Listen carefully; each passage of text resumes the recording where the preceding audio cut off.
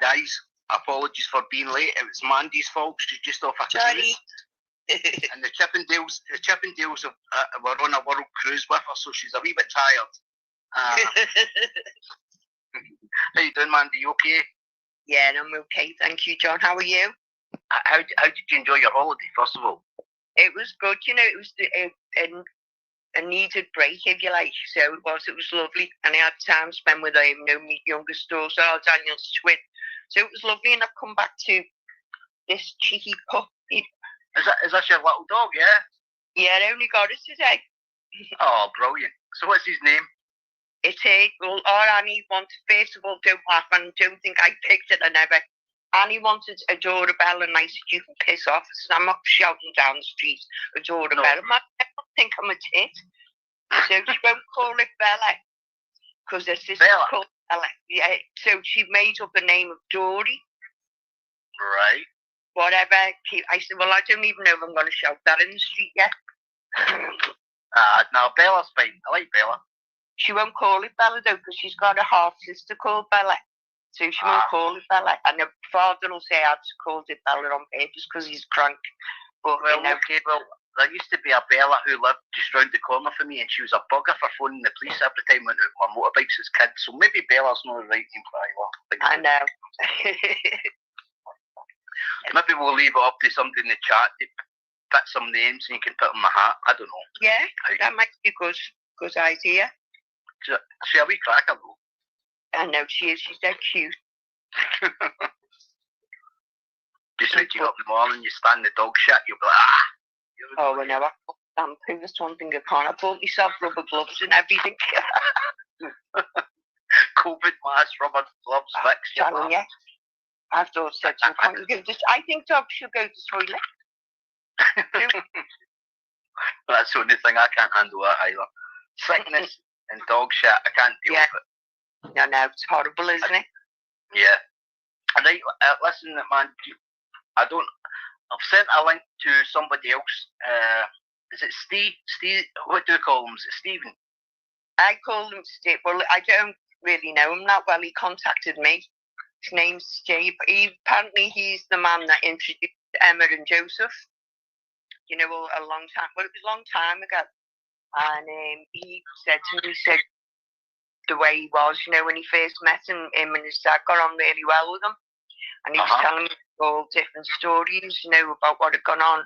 Told me a lot about Emma, which some of it shocked me, if I'm being honest. But the person who we met was not the person apparently why she was actually in Liverpool. Can you hear me? You're back on the pal. Yeah, apparently the reason why she ended up in Liverpool is because she was on her toes from the police because she was selling all kinds of drugs, he said. And so Joseph took her up to Liverpool. And that's when we all met them. But, so for people looking in and there'll be some people watching this for the very first time and don't know who you are, Mandy.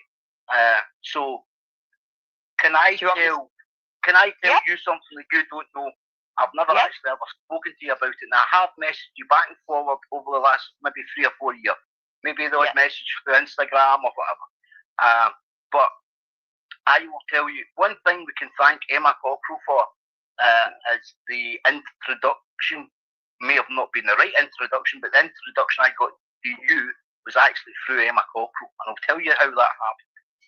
Emma Cockerill, when she was speaking to us before she turned like absolute madness, Emma Cockerill phoned me and Donna, my ex-partner Donna at the time. I'm going back maybe 3 years ago.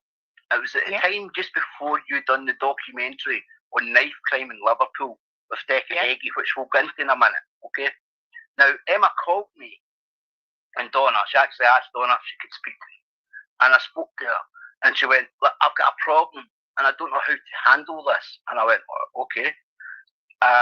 She says, Decca Heggie's doing a knife crime documentary with Mandy Jameson from Liverpool. I'd never heard of you, Mandy. And I says, okay. I said, and what's the problem here? Why have you got a problem? She said, now, I can't remember if she said that she went with a relation years at the time, so I'm going to dismiss that. But what I can remember from the conversation very clearly was, she said she knew you very, very well. She considered you as a friend, and she didn't know how to tell you about Decker's past. And she asked me or Donna to contact you. Now, the first thing I said was, wait a minute, Emma, if this is somebody you know very well, you've, like, say you're friends with or whatever, I think it'd be best coming from a friend, not a stranger. Yeah, you're right. So I don't know. So maybe you can clear this up for me, because I've never asked you and I've never told you that part of it. What actually, how? So can you clear it up? Did Emma actually contact you regarding Decker? No, she didn't. That's why I fell out with her, if I'm being honest. I got told that she'd contacted someone to ask advice. I didn't know it was you. It was me and Donna, yeah. And she didn't know what to do, blah, blah, blah. So I would have respected her more if she would have said, look, man, don't go. Don't let him in your house. Because otherwise he wouldn't have got through my front door, if I'm being perfectly honest. Well, she lied to me and Donna back then. I'll tell you why. She did tell me that she contacted you. No. I contacted her and I found out her and Brian were, and I actually didn't know it was Emma first, to be honest with you. Right. Because she didn't look like Emma. And well, that's what I was struggling with. I was struggling with Emma on the East Coast, as we knew where she was, living with Brian, and you in Liverpool, and it's like, how so that was okay. Well, to me, you see, I've known her a long time. Oh, Joseph absolutely hard last year, we loved it as that. Right, for people listening for the first time, tell everybody who Joseph was, Mandy. Joseph was my cousin. He died just about 3 weeks ago now.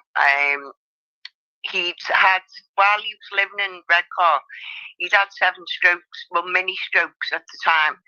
And when he got brought home, he ended up having a major stroke. So the Liverpool Royal Hospital contacted Redcar, and Redcar said he's had 7 mini strokes. None of us knew anything about that. So when can you prove it? Can you prove anything, man? You just said that. I know that. Yeah, I can prove it. To be honest with you, John, I've wrote letters on behalf of Joseph going back to when he first come back to Liverpool, and if need be, I'll get his brother Kevin on here. He'll tell you all, because he won't lie for me or for no one. Our Kevin's not like that. He's very quiet, and he's never like tempered either. He couldn't take to it. Him and Emma never really got on, and she caused a rift between Kevin and Joseph as well, many years ago. So how long was Emma in a relationship with you? Hang on. My twins were born 2002. I reckon it was about nearly 10 years, All right, okay, so it wasn't just like an overnight thing. It was like a weekend. It was a long-term relationship. He moved from a loving family in Liverpool up to Redcar, and we couldn't understand why. I was like, why has he gone up there? Because I knew he'd get into trouble up there, because Joseph can't help himself.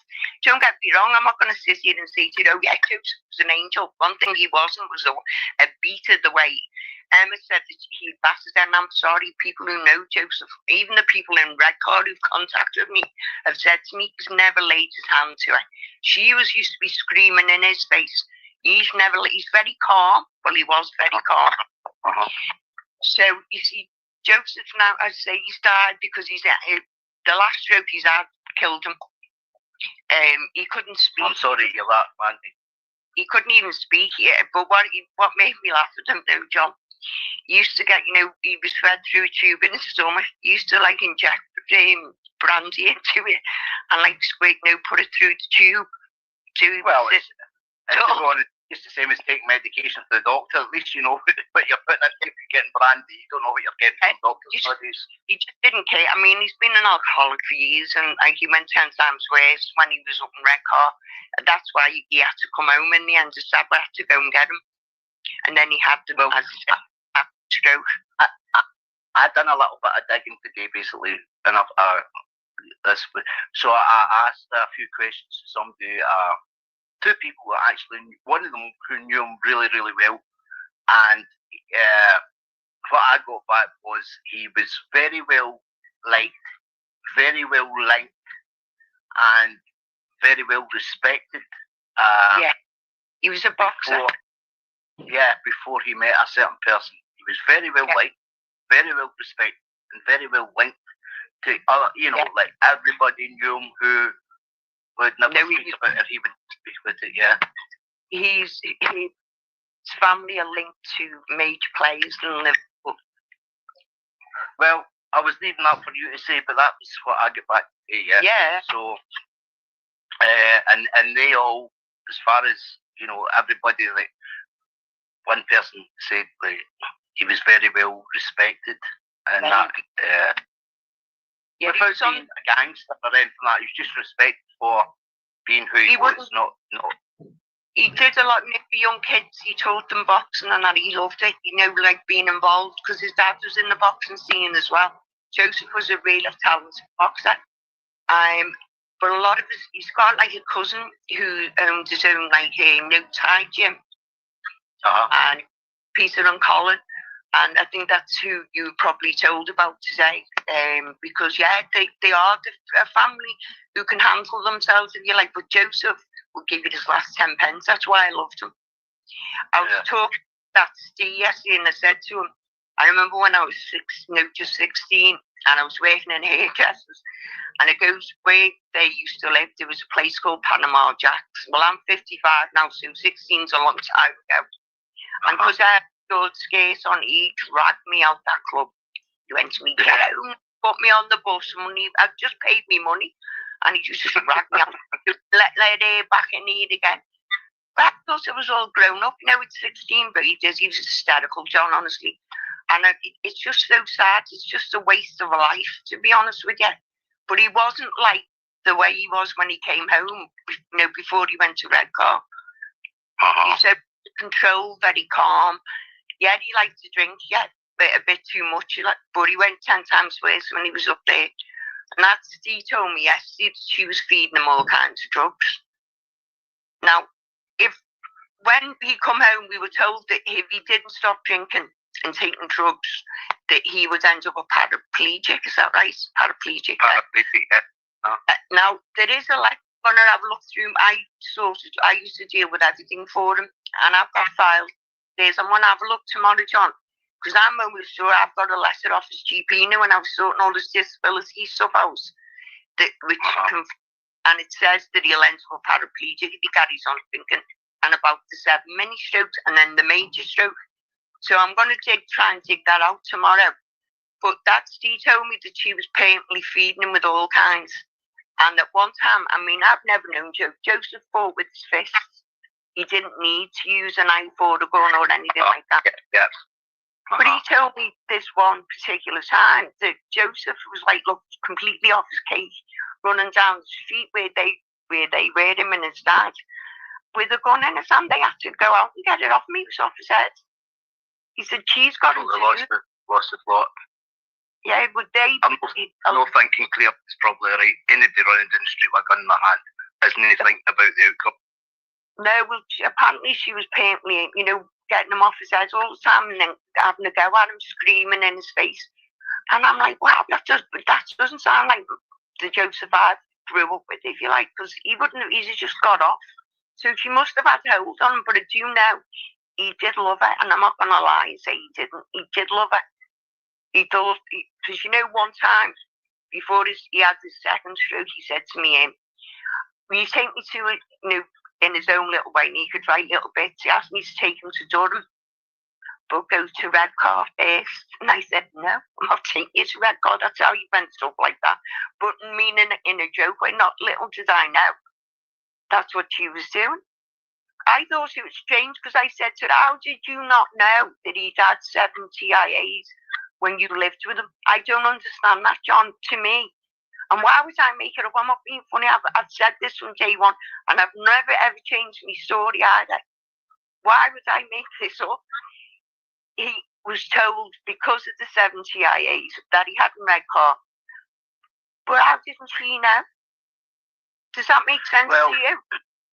I don't want to be like sounding like absolutely hateful here, Emma Cockerill. I've got my personal feelings for someone I've got to involve it in tonight because at the end of the day, people are listening in. But a little bit about what you do, Mandy, right? And then we'll get back on the subject matter.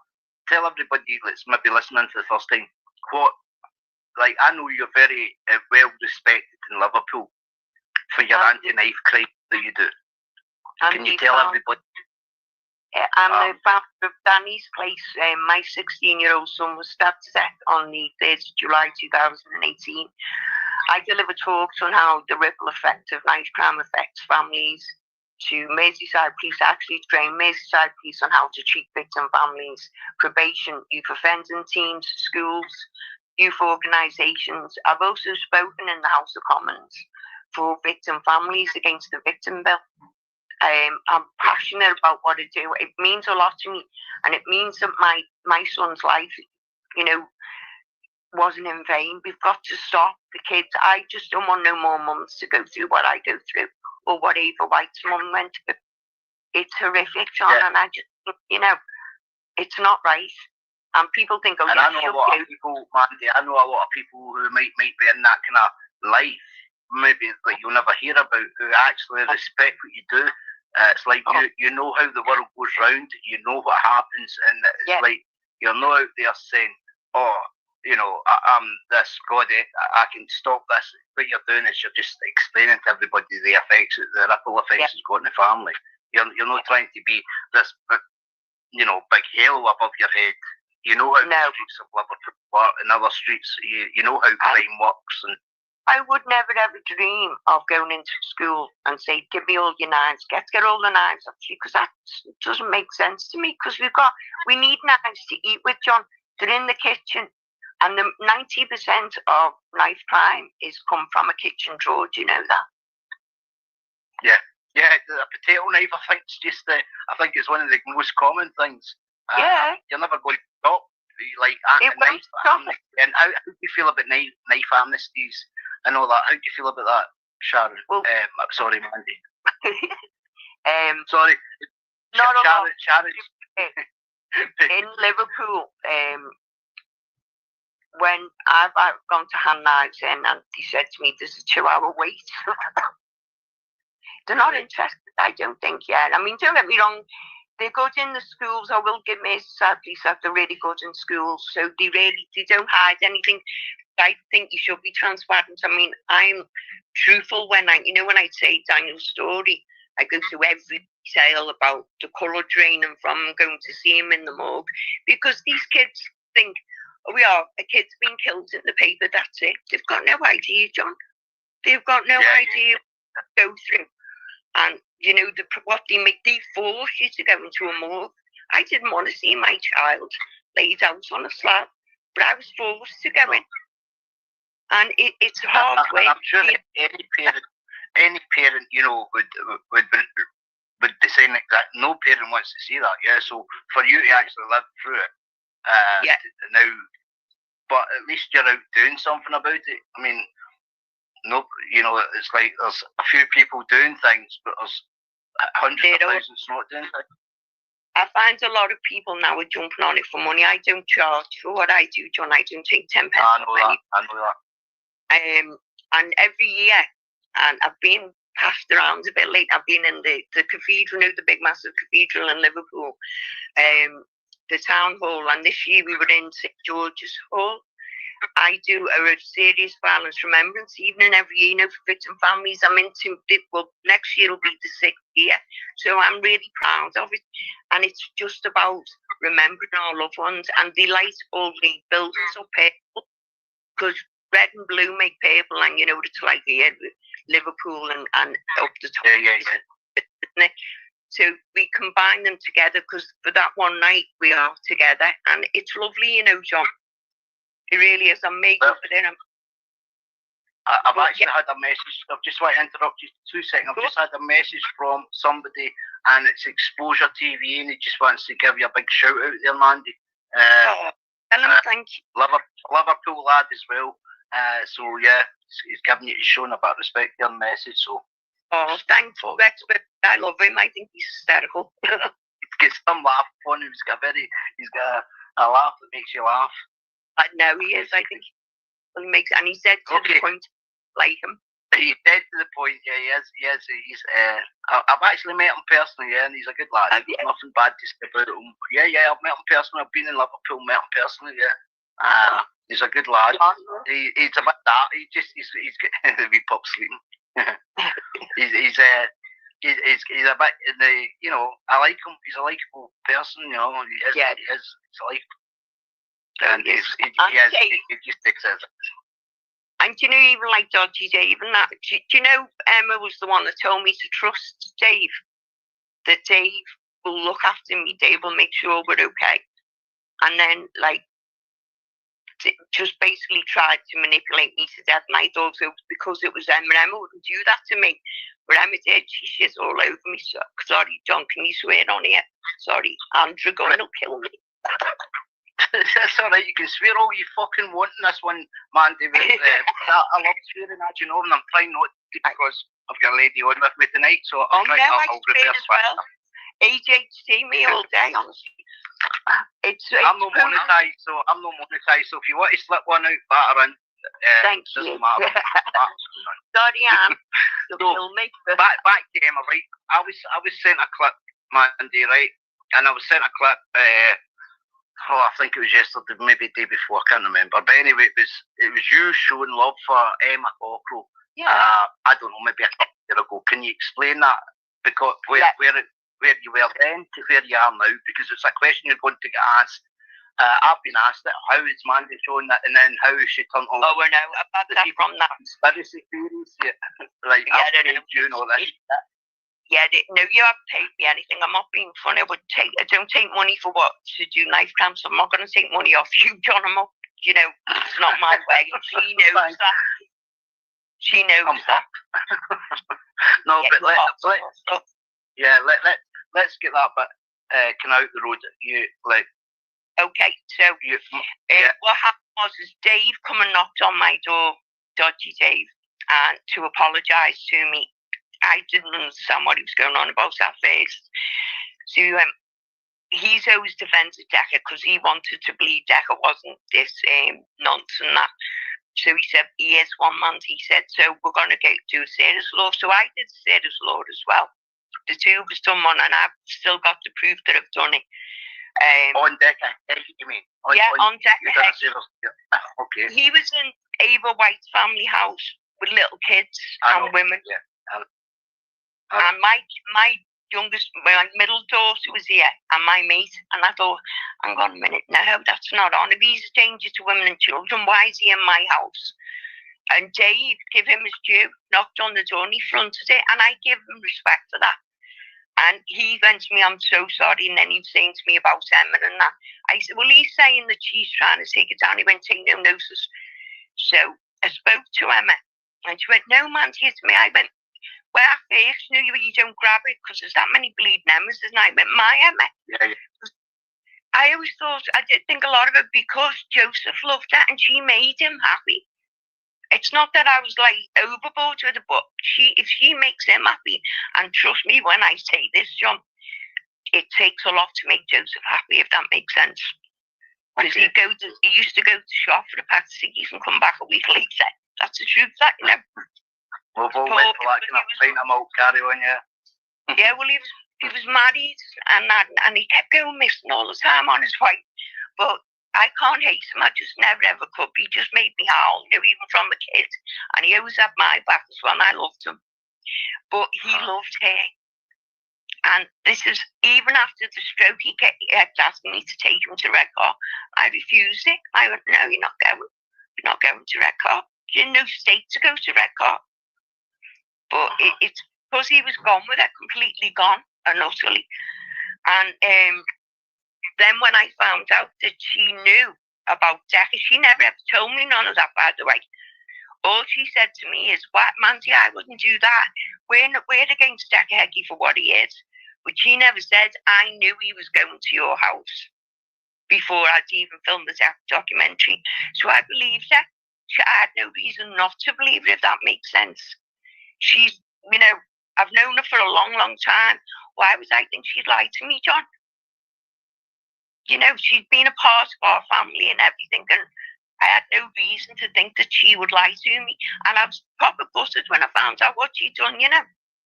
Because when the person told me that, well, I didn't know, spoken to you first, that's what she'd done, I said, well, why didn't she just come and tell me? I'd have respected her more. Well, as I say, Mandy, back then, and for everybody listening for the first time, when Mandy's talking about Dodgy Dave was actually helping Decca. I think he was helping Decca and Axel with the camera gear and all the rest of it. Because the first time I ever heard from Dodgy Dave, he actually messaged me wanting to apologise to me, and I asked him why, and he said because he'd put a lot of shit on comments and that about me that wasn't true, because he went and what Decca Heggie was saying. And he said, I want to apologise to you and Donna. And I said, what was the account name? And they told me, and I can't remember at the time what he told me, and I said, well, fair play to you for apologising, but I've never even noticed the accounts because there was that much hate coming in. But he apologised. It's like water off a duck's back. But he did apologise to people for believing Decca. So Dave and Emma come up with this to do a video. Me and Leanne White were supposed to do a live with Emma. And Leanne, as I say, Ava has only been taken 6 weeks at that time, John. And she said, I can't do it, I just can't. I said, I'll do it for me and her. I was representing Daniel and Ava. So I went on a live with her, and we done like a video, and I was saying no. And she was saying, if I ever bullied you, I'm not being funny, John. Do you actually think I'm a person I would let anyone bully me? I'd kill her. No, you're not somebody you could be bullied easy, I don't think so, man. But, right, one thing I need to ask you, so you done a check on Decca Heggie, right? And this was after you'd done the documentary and after you'd introduced Decca and Dave to Eva White's family, correct? Yes, correct. Right. So this, when Decca advertised he was going to be putting out the Knife Crime documentary, this is when Emma contacted me to say she was friends with you. I can't remember the relationship, if I'm honest, but she said that she was friends with you. She knew you a long time. And I said, well, why you want me or Donna to contact somebody that you've been friends with? It'd be better coming from you. So I was under the belief that she contacted you when she said you know, but obviously she never contacted. So you done a check, Decca Heggie. Now, without going into breaching any data, would you say the check come back negative or positive? Positive. Positive, as in the way of he was safe to be around women and kids? No, we were safe to be around at all, no. Right, and how was that used to you after doing a documentary with him? I felt devastated. I kept thinking, well, I've destroyed Danny's place by doing what I've just done, and the Ava White Foundation for agreeing to do this documentary. I thought that's all gone out the window. It had taken me... And in all fairness, the documentary was very good. The documentary was very good. But there were some lies in there. I mean, the majority of... We were used to get at Dad and Jake at the end of the day. He stood outside Dad and Mum's house, on the Grisdale. And I used to work in the Eltonians, which is on Boxley, right by the Grisdale. So I know where that is. That was after Dad and G fell out, correct? Correct, yeah. So they were decorating the grass outside Dad and G's mum's house. I've just in that kind of cul-de-sac, am I correct? Yeah. And they had 2 or 3 teenagers with masks on, and they had this big rusty zombie knife. Well, that was the setup. That wasn't even real. That pissed me off. But apart from that, they were outside Dad and G's mum's house, blah blah blah, with a zombie knife, where people with balaclavas on to make it look like more of a thriller type thing, or try to reenact. He was just on a whine because in Liverpool, as you know, Dad and G's L5 Alive.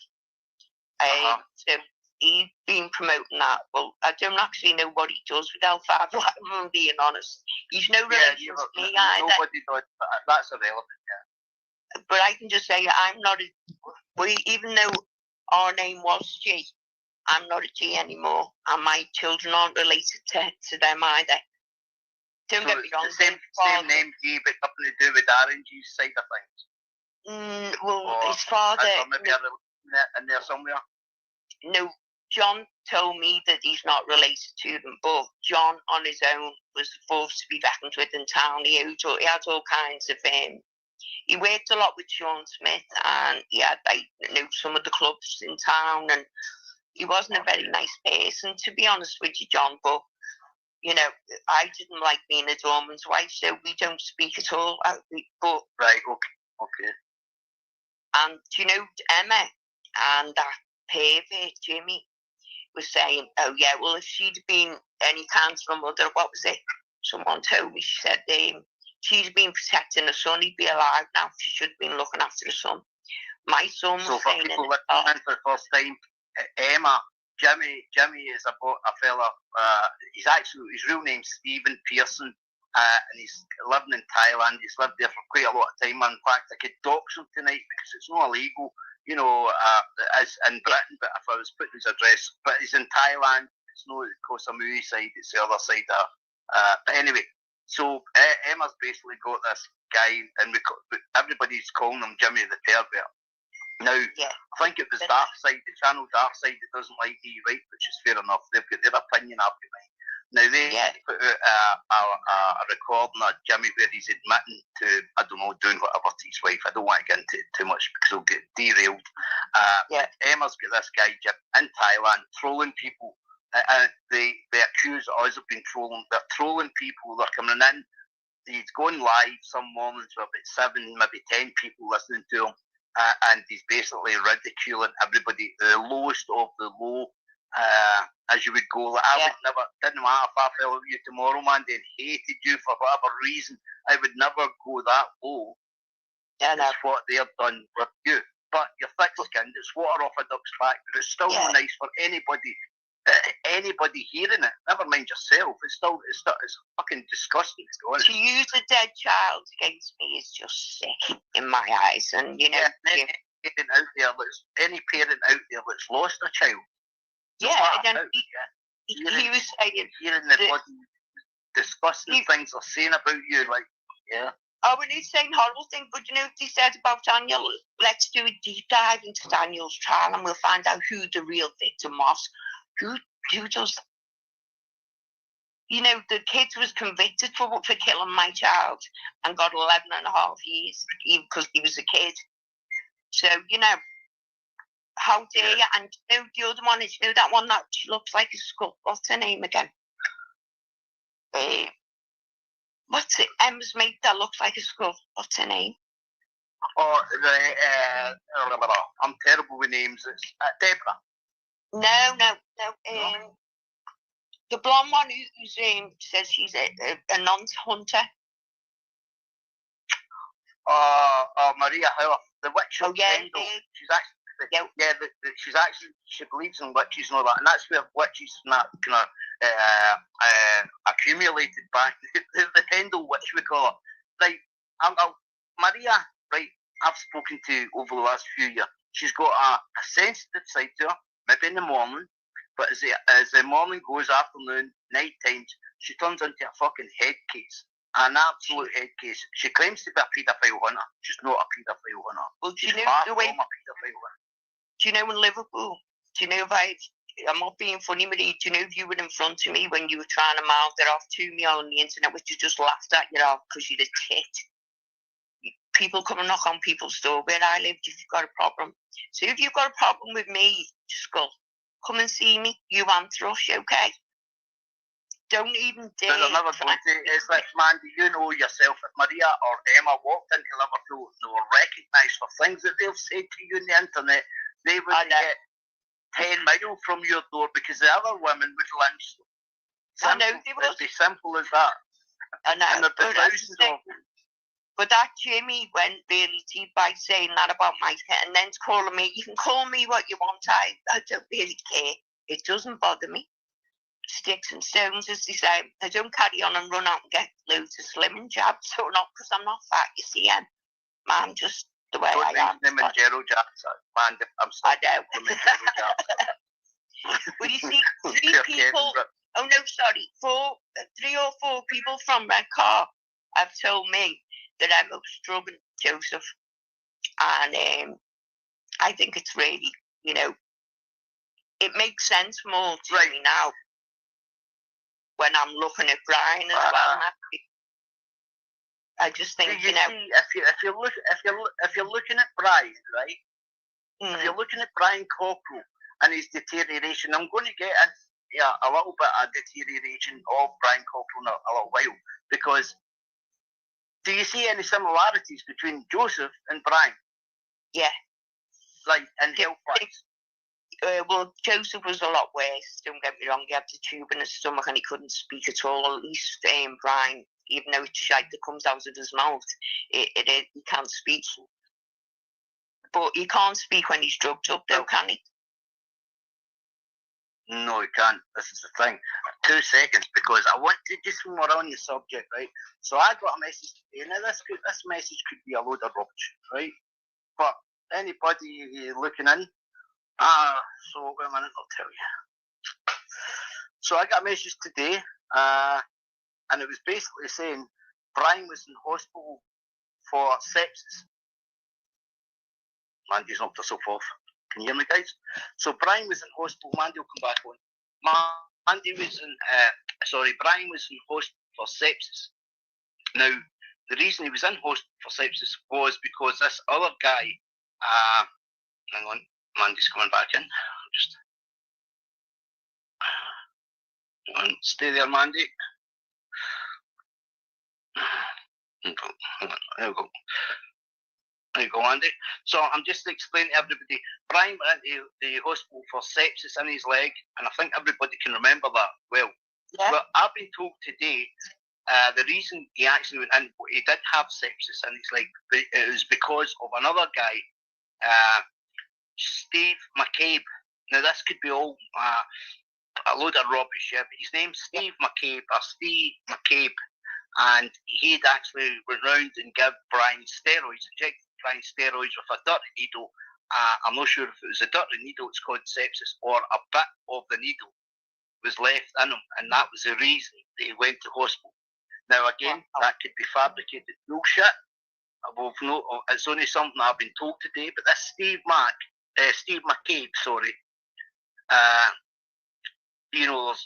this is Brian and Emma's bestie, has got like some naughty things there in the background, which I'll not get into. I'll get into at some other point. So the sepsis thing, yeah, I'm going to say that wasn't Emma's fault. If somebody's went round there, gave them steroids with a dirty needle, whatever, some anti-sepsis, blah blah blah, that can't be pointed to Emma. That's Brian getting back to his fitness and get full of juice again. Obviously, if that's what happened. But on other things, like Brian had a fairly good channel, Mandy, right? And I'm not sticking up for Brian here, but he had a really good, fairly good channel. Looking back, he was talking a lot of shite 99% of the time, and then the odd time he would come out and, something might be truthful, but he still had a good channel. He had a lot of subscribers, I don't know, and then Emma got her claws into that channel. Now, everybody was saying to me, do you think Emma's destroying Brian's channel? And I went, well, look at the carry on she's having in the chat, everybody kind of started to think Emma wants his channel, or wants the channel, it was like she's trying to ruin it for a reason. Now, I see Shirley Ann Boyle in the comments there, and the Shirley Ann Boyle, who I've only recently started speaking to her and Jamie, we didn't like each other, and it was nothing personal, it was just because I was told one thing and believing it, where, there's always two sides to a story, and somewhere in the middle, there's the truth. Now, Shirley helped Emma out a few years ago, because Emma contacted Shirley Boyle, Jamie's wife, and basically said, she was in a bad predicament, she was getting beat up, blah, blah, blah. Yeah, he was beaten up. Yeah, I know he was, because she actually sent us a picture hiding it. Well, she had a black eye, and she had bruises in her arm, and she didn't know how she was going to get round about it, because she told Shirley Boyle this story, because this is how I know it's true. And basically, and this is true, right, when they went on a live, Emma had told Shirley, whatever, my bruises are down one side or whatever. They switched the camera around, so sometimes people will ask, how is Paddy changed his eye patch from one side to another. It's very easy. Yeah. Sometimes he's on the laptop, and sometimes he's on his iPad. And he's on his iPad, it's a mirror image of camera. So it puts the patch to the other side. So Emma got round that, bruising on her arm and all that, with their camera. They switched the camera around and get the mirror effect. So it made it look like the bruises were on this side of the story that she told Shirley Boyle. That's what Emma told me and Donna at the time, how she got round about it. Well, Very I cunning, saw very on cunning. Facebook, so she's up as Emma Nixon on most of her social media, or she was, I blocked her. Yeah, why is that? I noticed that. Why she have in our church leaflets is it Emma Nixon? Why is it not Emma Cockerill? Well, that's what I'm saying to you. So that bungalow that she's got has got to be in Nixon. I don't even think they're married. I think it's just all bullshit, to be honest. Mind you, it might be. I don't know. I'm just being bad-minded. But why keep your age? No. They were married because people were actually at the wedding that I know personally. And I'm not being disgusted here just because I dislike her, but there was a heavy stench of BO. It was widely spoken about. You see, the Emma I knew spotless. She was very slim. I'm not saying she was dirty, just there was a heavy stench of BO. Everybody at the wedding Well, she did look huge on that picture. I didn't even know it was there. I showed our Kevin it last night. He just laughed his head off. Joseph's brother. I went, get on that, who's that? He said, doesn't that make the she might have been through the change of life or something, in all fairness. She's younger than me, John. She's younger than me.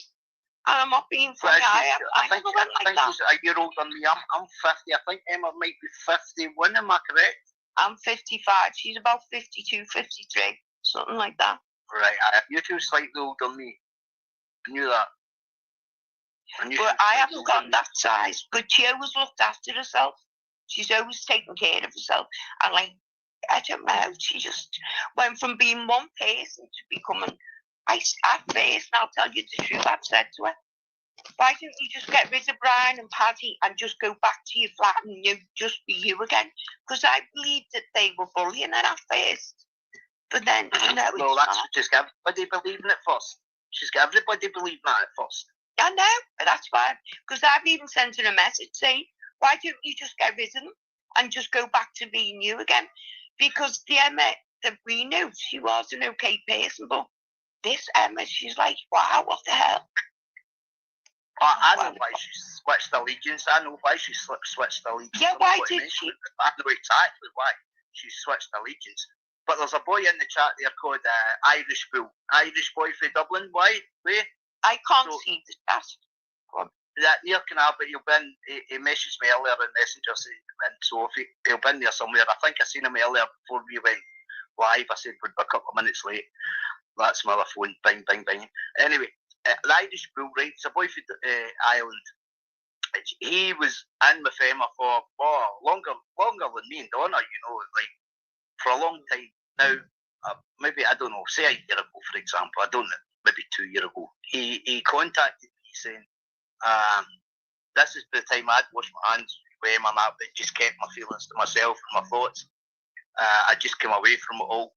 Only because I got a phone call to say Brian Cockerill had made a statement. Brian Cockerill had phoned up somebody that I know and said he'd made a statement regarding Jamie Boyle, and I was told basically to drop him there and then, because anybody that's in that life start making statements. Yeah. Like, people I know don't want anything to do with them. So that was the cut-off point, exactly that. But I still kept my thoughts and the reasons to myself. It wasn't mentioned. I just had nothing else to do with them. That was it. It was a cut-off. There and then, boom.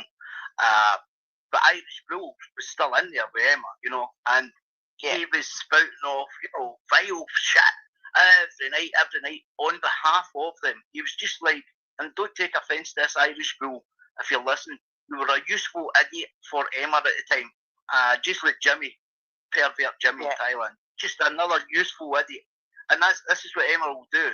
She'll go about looking for people who's maybe vulnerable, who's maybe she's had a wee bit of a chat in the background, maybe get some guys aroused or whatever. And she'll look for the vulnerability in people, yeah? And I'll tell you, she can talk all she wants about deck ahead, right? But if she was to be born If I was to meet her for the first time and just watch her, knowing her behaviour, I would call her Emma Heck. Yeah, because Decca used to go round about looking for people who was vulnerable, a wee bit psychotic or whatever, and use them to come at me with shit.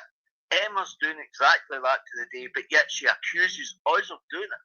Nobody she does, and come back with any results saying Humble Dryer sent these death threats. That people are coming and apologising under the belief that that's what I do. I just mock the fucking living daylights out of them for their stupidity. Yeah? I don't get in their children or underage kids or whatever. I don't message quite family on Facebook. I don't do them things, Mandy. But I don't say bad things. And you don't say bad things about dead children either, because they could go. That's why I was brought up better. You know, I was brought up better. You know, so was I. The dead. Yeah. Don't speak ill of the dead. That was the way I was brought up. Do not go there. And even as a child. I know, but do you know what? She's going to fall flat on Facebook. I even reckon that she's going to get away, with that name. Because, in Liverpool, am I wrong here, John? Don't get me... do you know if you're caught with a knife, a gun, you automatically get remanded, straight away into the big house? Really? Well, they could have done that in Scotland for a while. If you get caught with a knife, it was an automatic 6-month sentence. No, not with a knife. A gun, now. If it's any firearm, even a starter pistol, is classed as a deadly weapon. And I know that for a fact because I go to all the disarm meetings, with me, South East, and the council. And it's known as... Yeah, they really are. And there's more changes to come in regards to firearms as well. But if someone is caught, especially within a tenancy, and I am a housing officer, she's responsible for all visitors that go to her property. What they do in the property, what's left in the property, it's down to her. So whatever Jimmy sent to be it a fire thing or whatever, why didn't she go straight to jail like everyone else does? Well, she put up a picture today, right? Can't beat old, is it Cotham Caravan Park? She's put up a community post today. Now I done a wee bit of digging, asking why she, just in case of some innocent family, whatever, maybe living in the caravan or whatever.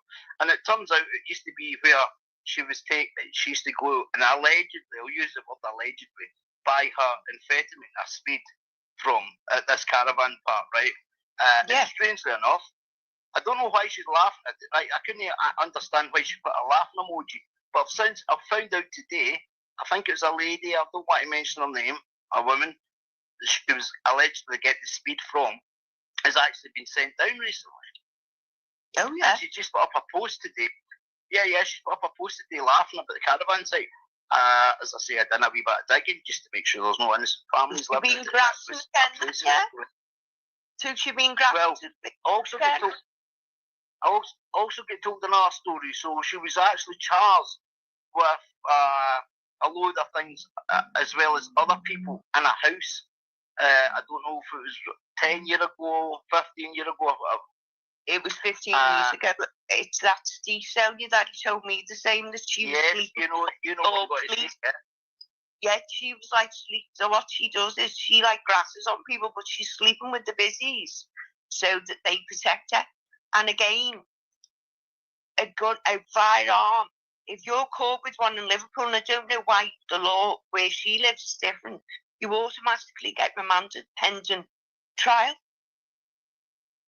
So it's worse up here than what it is down there for guns. So anyway. She came out on the internet, admitted that she had this gun. She offered it to Paddy Conroy. Paddy Conroy said he didn't want it. This is her own words, not ours. She came out and said that. On Paddy as well then. Because the business could go after Paddy. Or was Paddy being smart there and thinking, you know what, just in case you have grass, I'm just going to cover my old arse here. You don't blame him. For me, didn't you, Emma? Yeah, that's right. I did, Paddy. And then Paddy came out she'd been caught with a kilo of cocaine. Now, something's not sitting right with me. Somebody asks, how does it matter to you how you want to see these bail sheets and that? You try to get the break bail. No, not at all. The reason I'm saying it is because if you've ever been done with drugs, they will do you on suspicion of a controlled suspicion of a controlled substance, namely class, blah blah blah. But no, Paddy's come straight out and said it was a kilo of cocaine. Emma's come out and said it was speed. That. I'm going. So, do you know so the body? is she telling Paddy it was a kilo of cocaine and Paddy's just run with it, or was it speed? But what I don't get is she cannot describe exactly without showing her bill sheet to incriminate herself. She can't even explain to anybody directly what her charge is. Was it being in a controlled substance, namely amphetamine or namely cocaine? They go and test the bloody thing. They don't just say, "Oh, it's speed. I think it's speed," and then Paddy comes out and says it's a kilo of coke. They have to send it away. Yeah, they have to send it away to toxicology. So because they break it down. The purity of it, blah blah blah, and all the rest of it. Yeah, it's so to see the I do not understand. That's I don't understand how. But you're allowed. Has she told Paddy a load of shit? Do you think? Has she told Paddy a load of shit? Yeah, because you're allowed to show your bail sheet, by the way. You're not allowed to show your bail sheet. Paddy's now claiming that he has seen Emma's bail sheet, and he said, "Oh, I want to see Humble's paperwork about satanic ritual abuse, questioning child rape, questioning Paddy. I have no paperwork to give you because it never happened." And at the time, when people were putting out rumours about people were putting out rumours that had been questioned over child satanic ritual abuse and all this shit, Emma Cockerill was getting accused at exact same time. It's like, well, he's really trying to run with this again. I've never been questioned over raping children or anything new. But do you know to be a good liar, John, you have to have a good memory. You know that, don't you? Well, none of them's got that. That's I know that. They keep changing everything. Paddy as well. I mean, don't get me wrong, if Paddy, if you listen to this, I blamed you. I was going to Emma, get away from Paddy, but now I don't. And if you don't wake up to what she's doing, more fool you. And whatever she does, you deserve it in my eyes because you're allowing her to treat you like a fool. Opinion. She sent a picture of me, Donna, and Donna's son and that. She sent it to Irish Bull, who was friends with him for years. And she asked Irish Bull, she sent me the proof, she asked Irish Bull to send that picture to Paddy Conroy, so Paddy Conroy would turn it out, knowing Paddy dislikes me and vice versa. That was her trying to get in with Paddy for so long, and then all of a sudden, overnight it happened. Now I know why it happened now, because Paddy was under extreme pressure. He'd been into Hexham Police Station live in camera, and the boys he was speaking for ignored that, until they couldn't ignore it any longer. And then all of a sudden, Paddy got arrested for putting out video of spray paint around Newcastle, Masonic lodges, churches, etc. Let's say the graffiti artist wasn't Banksy, right? So Paddy then got arrested for that, for putting that video out or whatever. And then Paddy, he get cold feet. I can't be involved in this anymore. Let's start looking after Emma. All of a sudden, Emma had been worming her way in there for months. She'd been worming her way in for months.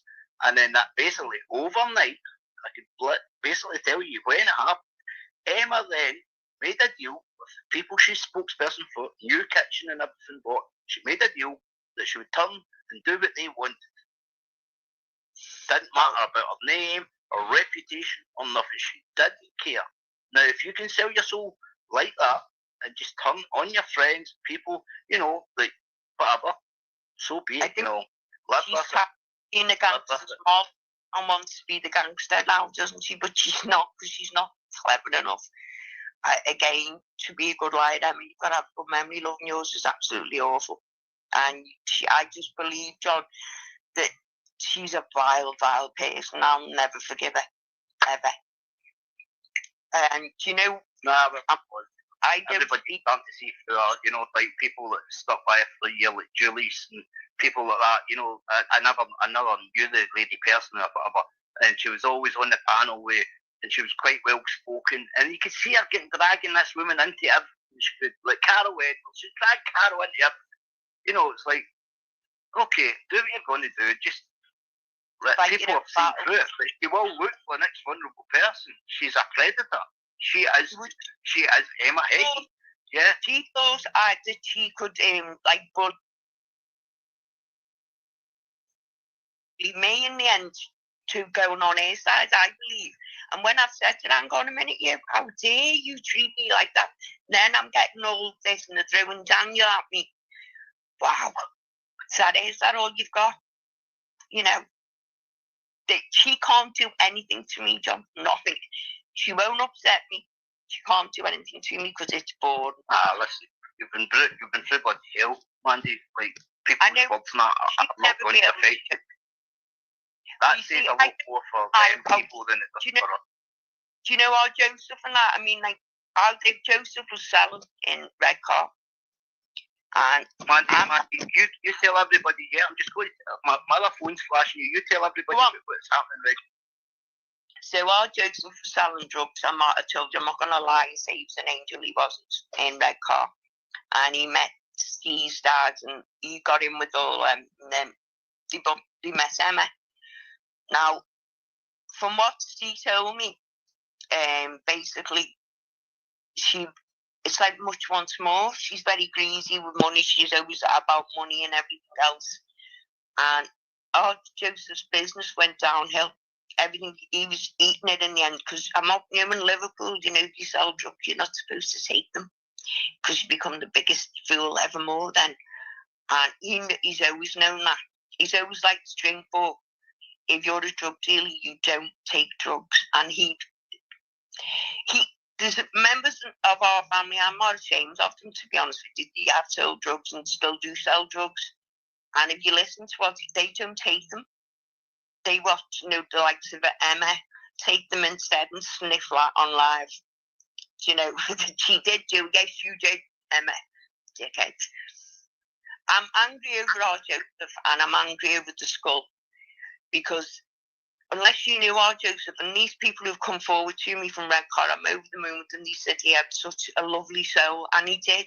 He would give you his last 10 pence. The only unfortunate stupidness of him was that he loved Emma, and she destroys him. But she told me that she was going out with Brian Cockerill before she met Joseph.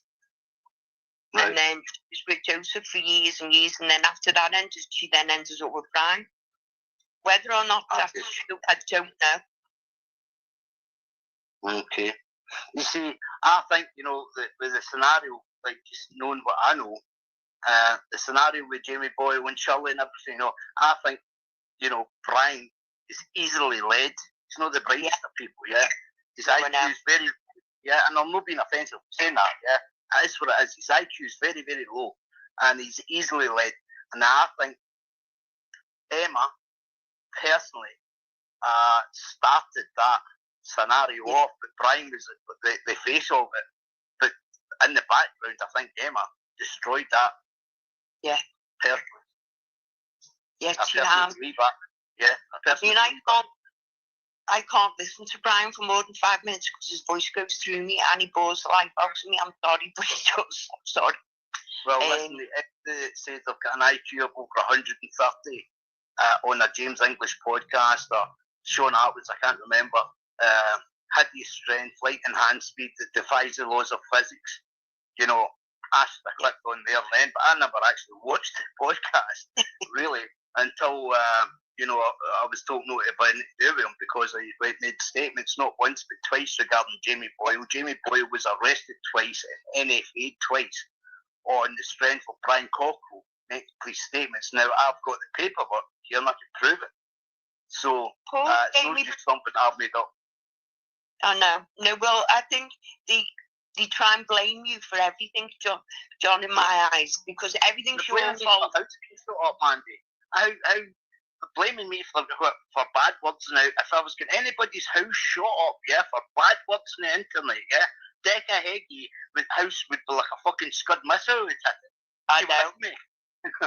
I'm not going to get somebody's house shot up for bad words on the internet. When I seen that video, of them going to I don't know whose house it was. It was here. You could see it here. You can see it, the way it runs and everything. The fact that she's been in possession, allegedly been in possession. Well, she's admitted that she was in possession of one.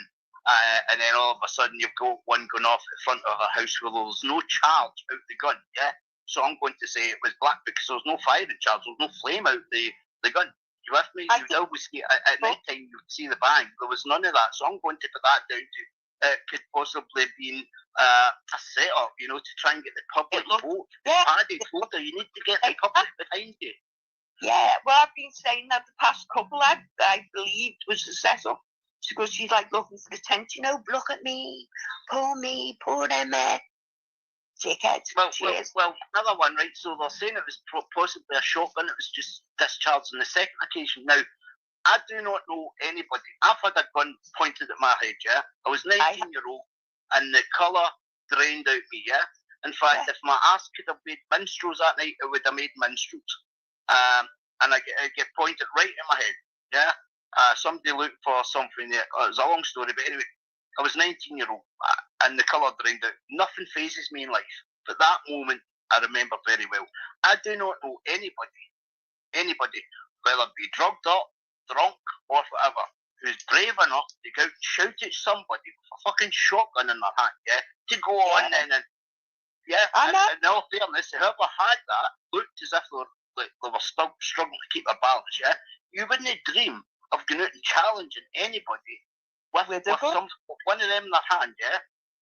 No chance. I know.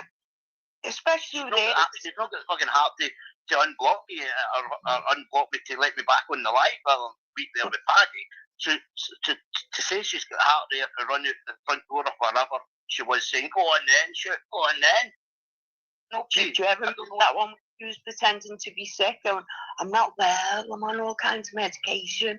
You know, for everyone to feel sorry for her again. But then she's calling people. What makes me laugh is John, like, you know, and I listen to her voice penetrates me head now. But it's everyone's a prolific troll. Everyone's wrong. Yeah. Nonsense. But she's just talking about herself every time. She's telling the story about herself. That's why she's so confident when she's speaking. She's transferred her shit onto other people. She's calling everybody a prostitute and everything and all that. She's basically telling her history to you. She's telling her own story and she's trying to label it on somebody else's back. Do you know that kid's ex-girlfriend who's a nonce anyway and was on the sex list for 10 years? I know, that was a bit shock for me finding out she was on the register. I know. And then she's like all of a sudden mates up with Emma again. But Emma was sleeping with Kevin behind her back. Aye, that's a weird one, like. You know, what kind of a woman? But I've been told Emma and this girl, Kev's ex, are commonly seen talking to police in Redcar. It's a common thing. And I'm not just saying that either. That it's came from more than, you know, sometimes one person could make up to. When it's coming from half a dozen people and more, and, you know, everybody can't be lying. No, I know. And I'm not being one of Emma's old mates, who I'm not going to name her. I think she's lovely. I know it's made up. She sent me a lovely message to say, I'm so sorry about Joseph and that. I asked her would she want to come on here, but I think because of the bullying, she wouldn't. And she's a lovely woman. And they're all trying to make out now because Kevin said to me, yes, she did drug your Joseph. Then I'm just believing Kevin. I believe Kevin. I don't think Kevin's got any reason to lie. I've seen his bank statements. I've seen he's not the brightest one as much as what Brian is. And yeah, I think he's quite vulnerable. So I think, why would he lie? He wouldn't have no reason to lie. He's trying to he's been put in a position that she's put him in, and she'll try and get him to take the blame. And then Kevin goes back to being with that girl again. It's just... Well, when Kevin told me that Brian's actually got his own tins and food up, most of the time he'll eat carry-out food, takeaway, sorry, but he's got his own food up in his room. Kevin said Brian does not trust her feeding him. As much as he will eat the odd thing, he does not trust.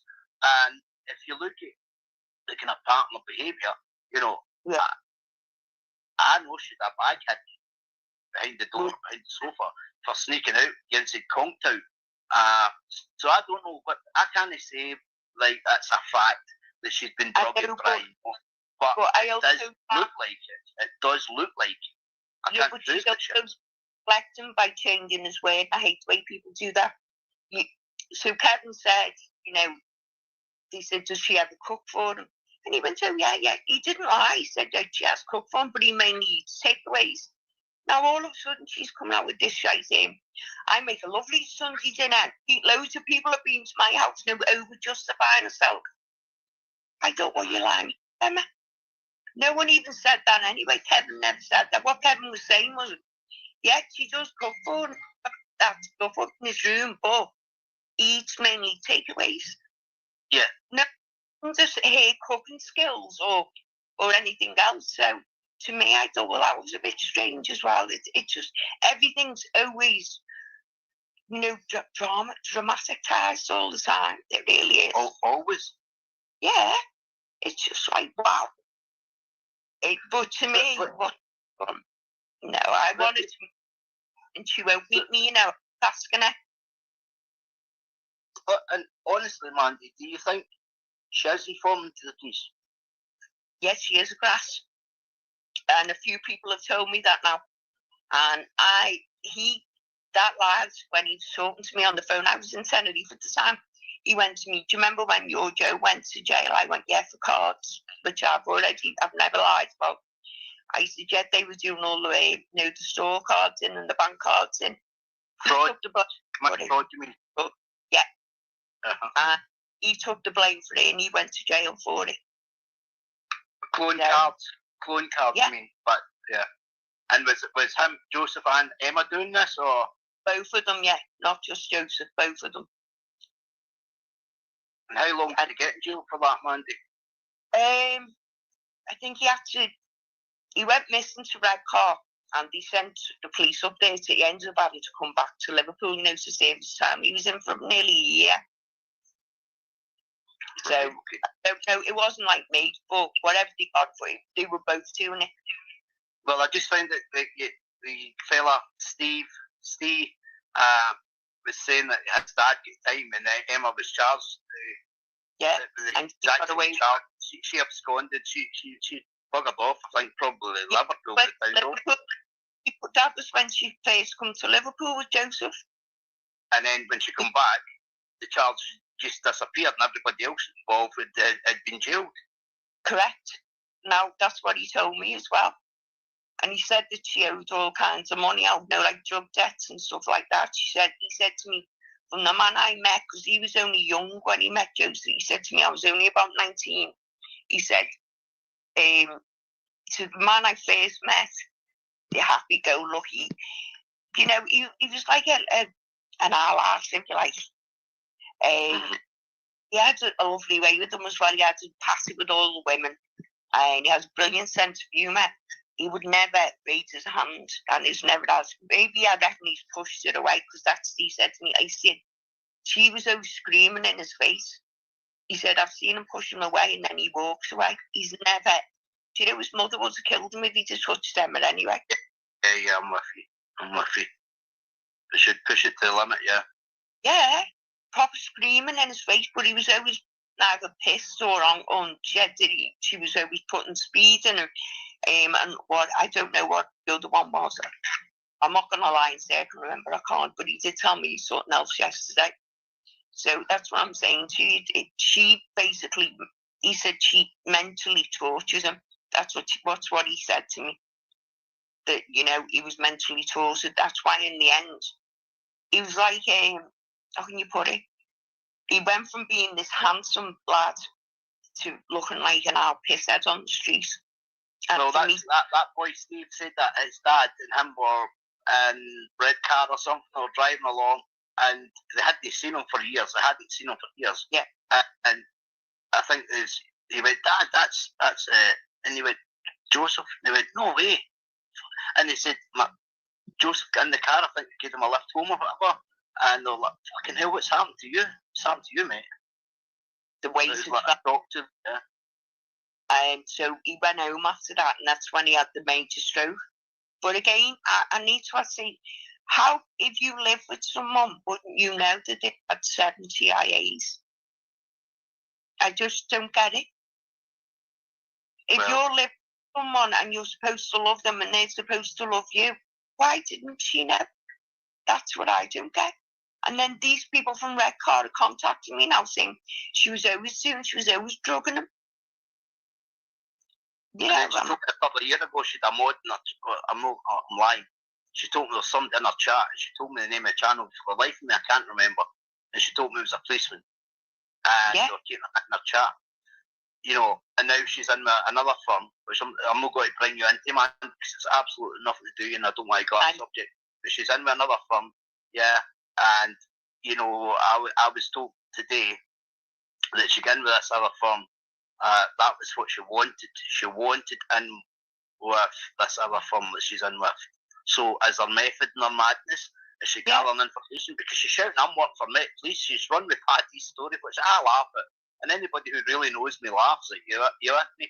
I don't need to explain myself to nobody. If they want to run with that story, that's fine. Well, you don't have to explain yourself to anyone, and that's why what she doesn't grab. And I think, who the hell do you think you are? You know, they'll also nonce me off as well. Bear in mind, Mandy, I'm the only person that got a Scottish accent, an English accent, and then when I was in, when I was away, I get Roxanna to do Sarah's Claire's Law, whatever it was. She recovered the policewoman's name, and I told Roxanne before she done it, whatever comes back in that, put it out there. Yeah, put it out there. I don't want to hear it. Put it out there. Anyway, you know, and then all of a sudden I get accused of, oh, that's not right, one, because why would Northumbria be the person delivering that to Roxanne? Well, maybe because that's where she stays. Yeah. Maybe. Why would it not be Scottish police delivering it to Roxanne? Well, maybe because she doesn't stay in Scotland. It's like, I can't win. I can't win.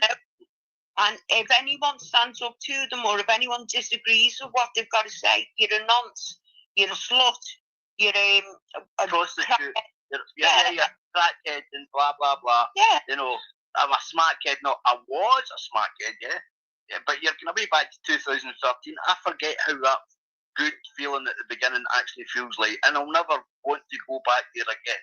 Have I had a couple of Colombian marching powder? Yes, I can't deny that.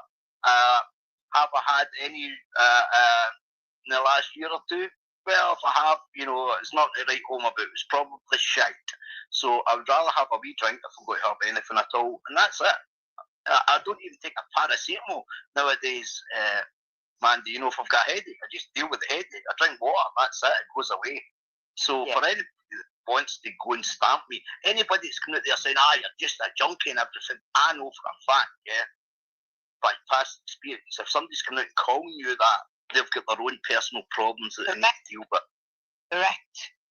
Because I have never met anybody totally clean who will go about calling anybody a junkie or, you know, a smackhead or a crackhead. I do not know anybody in existence who is clean, who's been there, who is clean, who will come out and say that about somebody.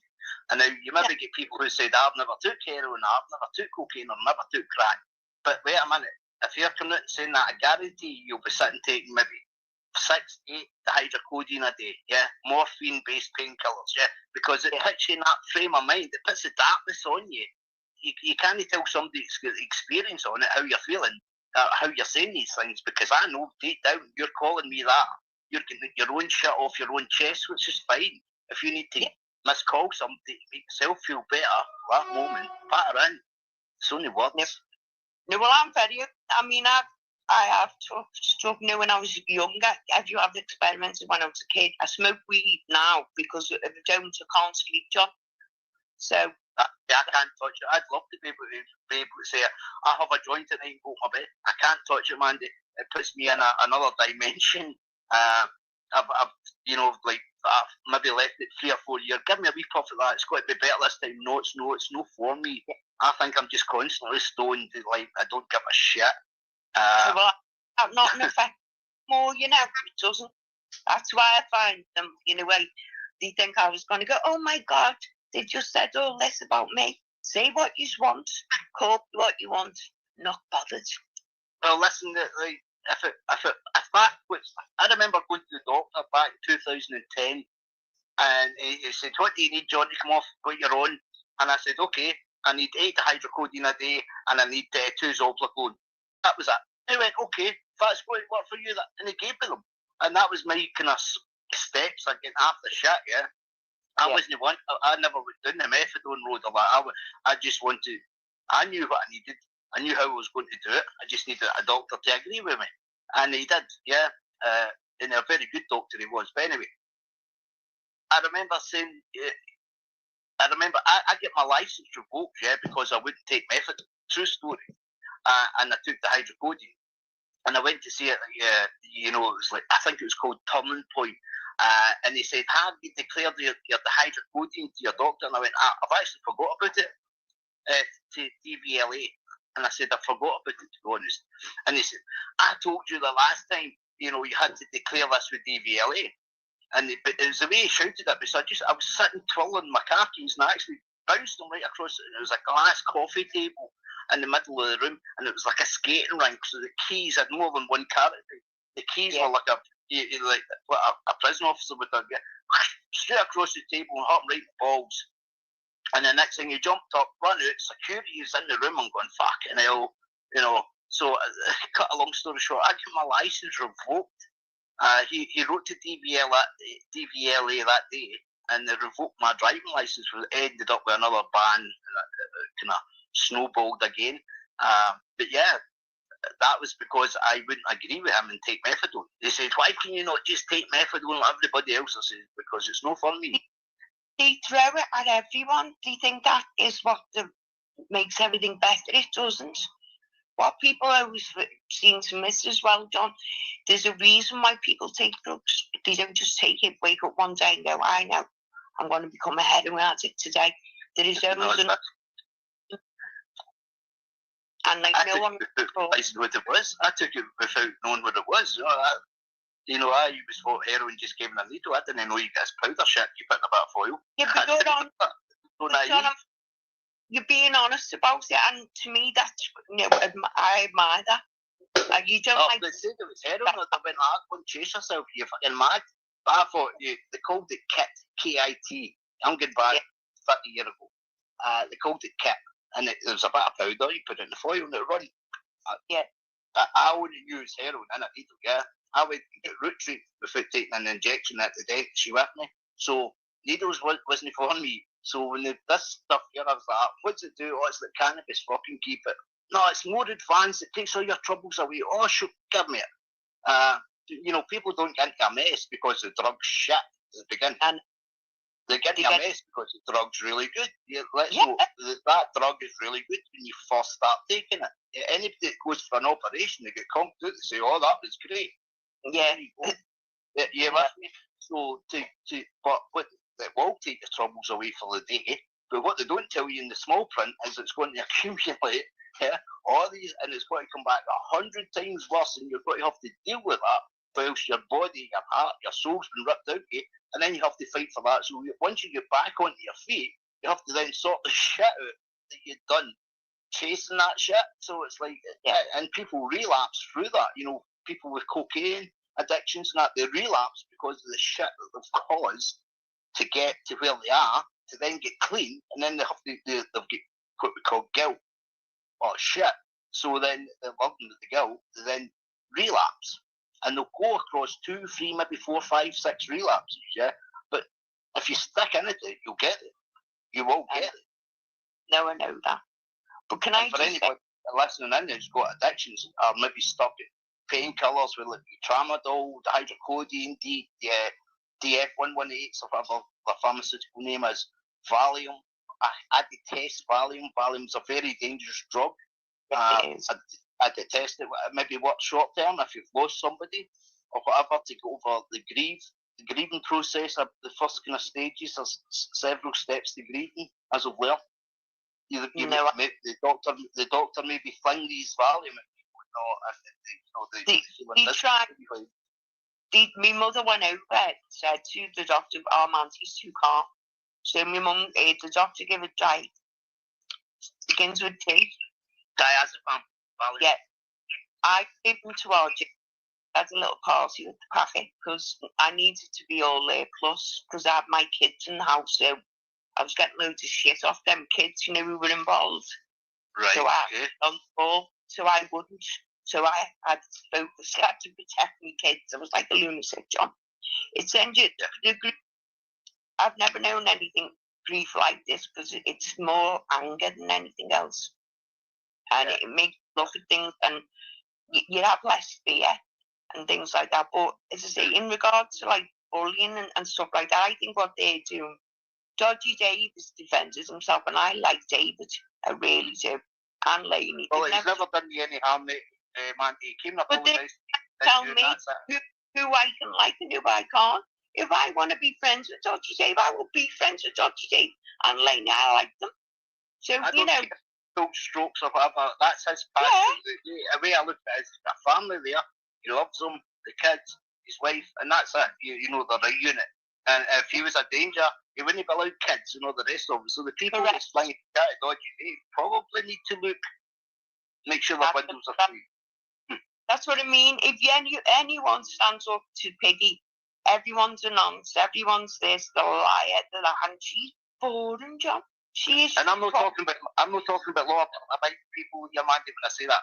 If people's got an opinion of me, they're welcome to that. If they're law-abiding citizens and they pay their taxes, a hard man, somebody goes to their work every day. That's a hard man. So these people don't. We're talking about people with past themselves, like Emma, like Paddy, like Decker, like myself. We're talking about all these people. We've all got past somewhere.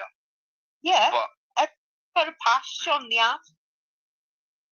have got a past, and for a fact, no one's innocent. And anyone who says they're perfect and everything else, and they don't do this and they don't do that, they're all lying.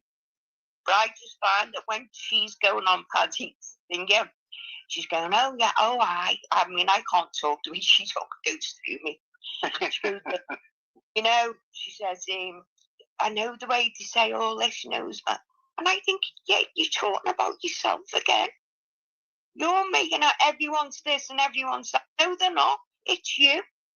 I'm not being funny, John. I'm not into, I watch YouTube, don't get me wrong with you, and I'll get on with a lot of people. The only people I don't get on with is Piggy, because she's a hot apple.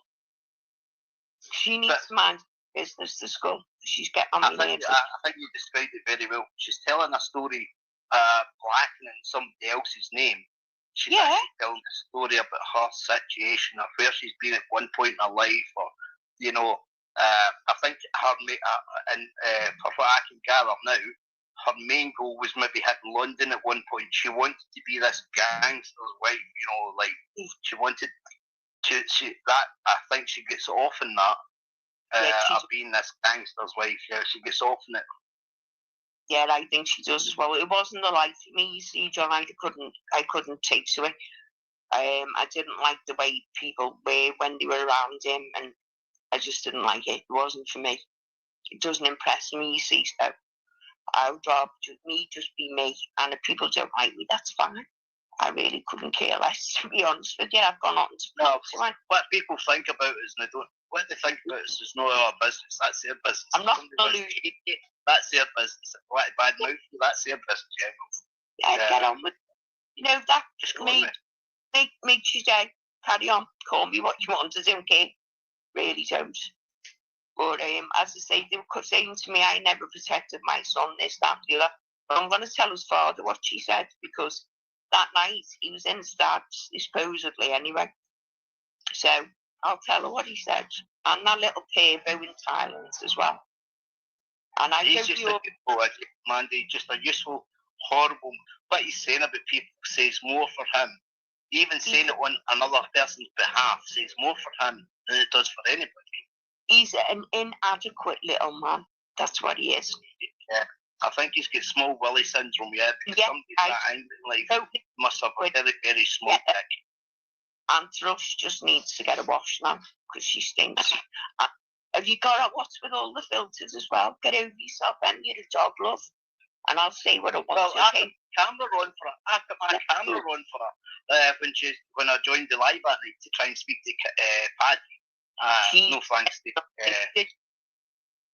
Well, she seen me. She asked me to put my camera on. I put my camera on, and well, I had my camera on for you tonight. Yeah, I'm 50-year-old. Yeah, I've put myself through some shit. But I'm actually quite proud of how I look for 50-year-old. But she come out and said, "Oh, you look kind of a wee bit maybe a wee bit dazed." She didn't know what to say. But she never said. Didn't know what else to say. She had to say something negative.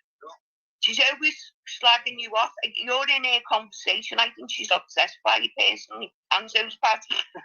The two of them were stunned. I thought, yeah, God, you're a dead hard, you two, aren't you? You've got a widow, or whatever she is, this mouthpiece woman, shooting her mouth off. I don't know her. Shooting her mouth off at you. You're deadly calm, which I loved. Paddy looks like he's going to have a hernia. She never spoke. I thought strange. No, she never spoke. I found that very strange as well, because I thought she'd be the one that wanted to have her mouthing off at me, because she says enough in every live about me. So I thought, Emma's going to have her 2 pence in here. But Carol Edwards, who was I don't want to belittle Carol. I've never said a bad word about her, but she went with Lee Duffy, right? Some people say she was Lee Duffy's bit in the side or whatever, yeah? I believe she's maybe got a kid to Lee Duffy. That's as far as I know, right? I've never had a problem with Carol. Carol had her own opinion of Paddy with Emma back. Bear in mind, it was Emma that came back to tell me that Paddy was on this list and all the rest of it.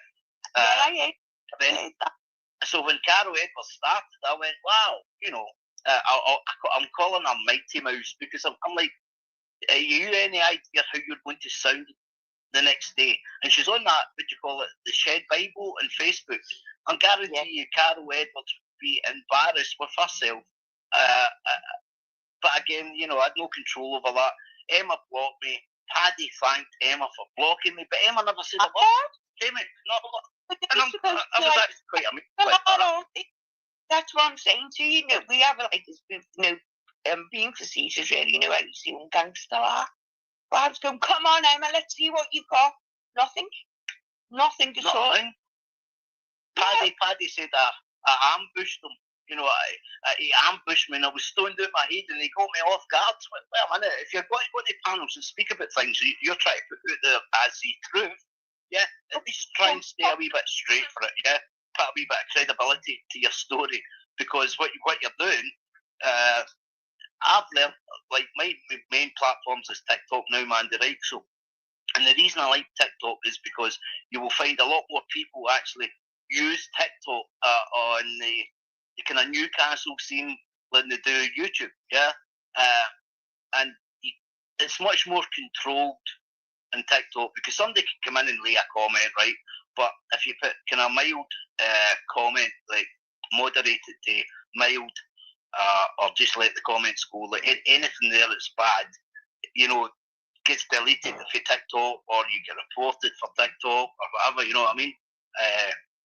So I prefer TikTok. Plus all the other people that's been blocked off YouTube over the years, I find them now on TikTok. So the people that's been barred from these chats are on TikTok. Yeah. And it's much more.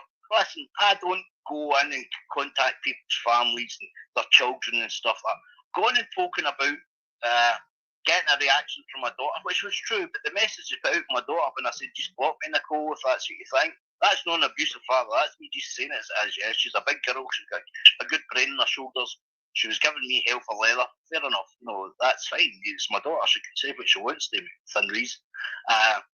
And that was it, but if they want to make up Facebook profiles of my dead uncle, then trolls saying that my uncle's getting dug up and everything, they need to realise they've went a step maybe too far, and I need to watch what I'm saying, yeah, because maybe certain things have happened since it, and I need to be careful what I say.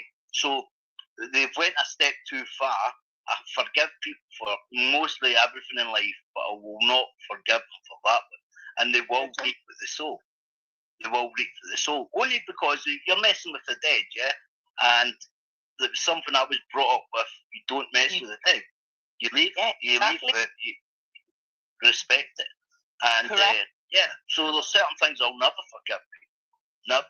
As long as I live, I'll never forgive. Well, And I don't care what happens to them. I really don't care what happens. I'll never forgive what she said about Daniel, but I won't forgive her even more for over Joseph. But I'm telling you now, Emma, come and meet me so I can kill you, please. Thank you. Kill you nicely, legally. You mean legally, Mandy? Yeah, I don't mean in that. I know you're just joking. You're testing. I'm going to Doing give it it a legally big with hug. words. With Big words. hug.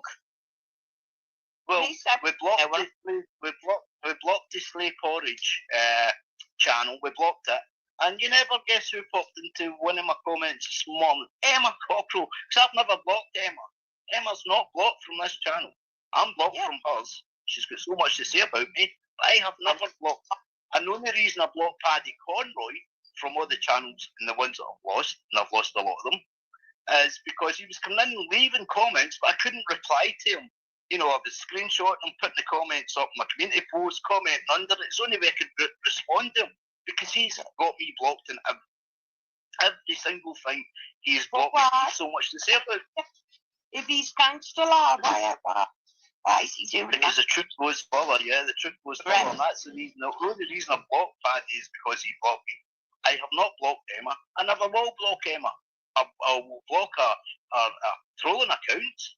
If she wants to say anything, come in with her own account. I'll never block her. She's got so much to say about me. Why would I want to block somebody? That wee dog's a wee cracker. It's a wee cracker, Mandy. She is. She's cute, you know. She's like trying to have me at it now. You know what's going to happen? You're going to take it to bed with you, and that's going to start it, unless you've got your guilt for a few nights too. No, she's going in a cage in a minute. She's going to bed. There's Emma there. I knew you were. Sorry, I feel right. So see when I said that, right? I'll put my other phone on, right? See if I can see the comments. And I think. Wait a minute. I think this is Emma. Oh, lovely. Go on stage. Come on alive, then. What did it say, John? I can't see that. Do this. Oh, hang on. Who the hell? I just put that comment up there. Saying she's called the pig or something. Oh, hang on. I'm going to try and give this 2 seconds. I'll see if I can get it put up. That's it. I think it's us. What does it say? I can't see. I've got no glasses on. I'm called Pig, not Emma. Is that, guys? Can one of the moderators press on it, get into the account, make sure that's really Emma? It's her colour. And if it is Emma, you're welcome on here. You've had so much to say. In fact, I'll even leave this main stage, for you and Mandy to have a nice, sensible conversation, Emma. I don't know if that's above your capabilities to have a sensible conversation, but I'm going to give you the opportunity. I promise I will say absolutely nothing. I'll say absolutely nothing. So let me see a comment, Emma, and I'll leave you on. In fact, hang on. How did I do this? I'm going to actually put the link out there for you, Emma, right? So she can say, well, you've offered me on, but how can I go on if you're not putting the link out? So there you go, Emma. There's the link in the chat. And I'm not going to hang about here all night because time's money. And Mandy's got a lovely little pup there she needs to see to. So I'm going to give you 1 minute for you to click on that link. And don't say you don't know how to click on links, Emma, because you're quite prone to clicking on links. Okay? Yeah, you are, aren't you? You answer. Sorry. But right, come on, Emma, you can have a chat with Mandy, and I will go backstage and say 0. So I don't know. We'll give her 1 minute. I'll put the link out there.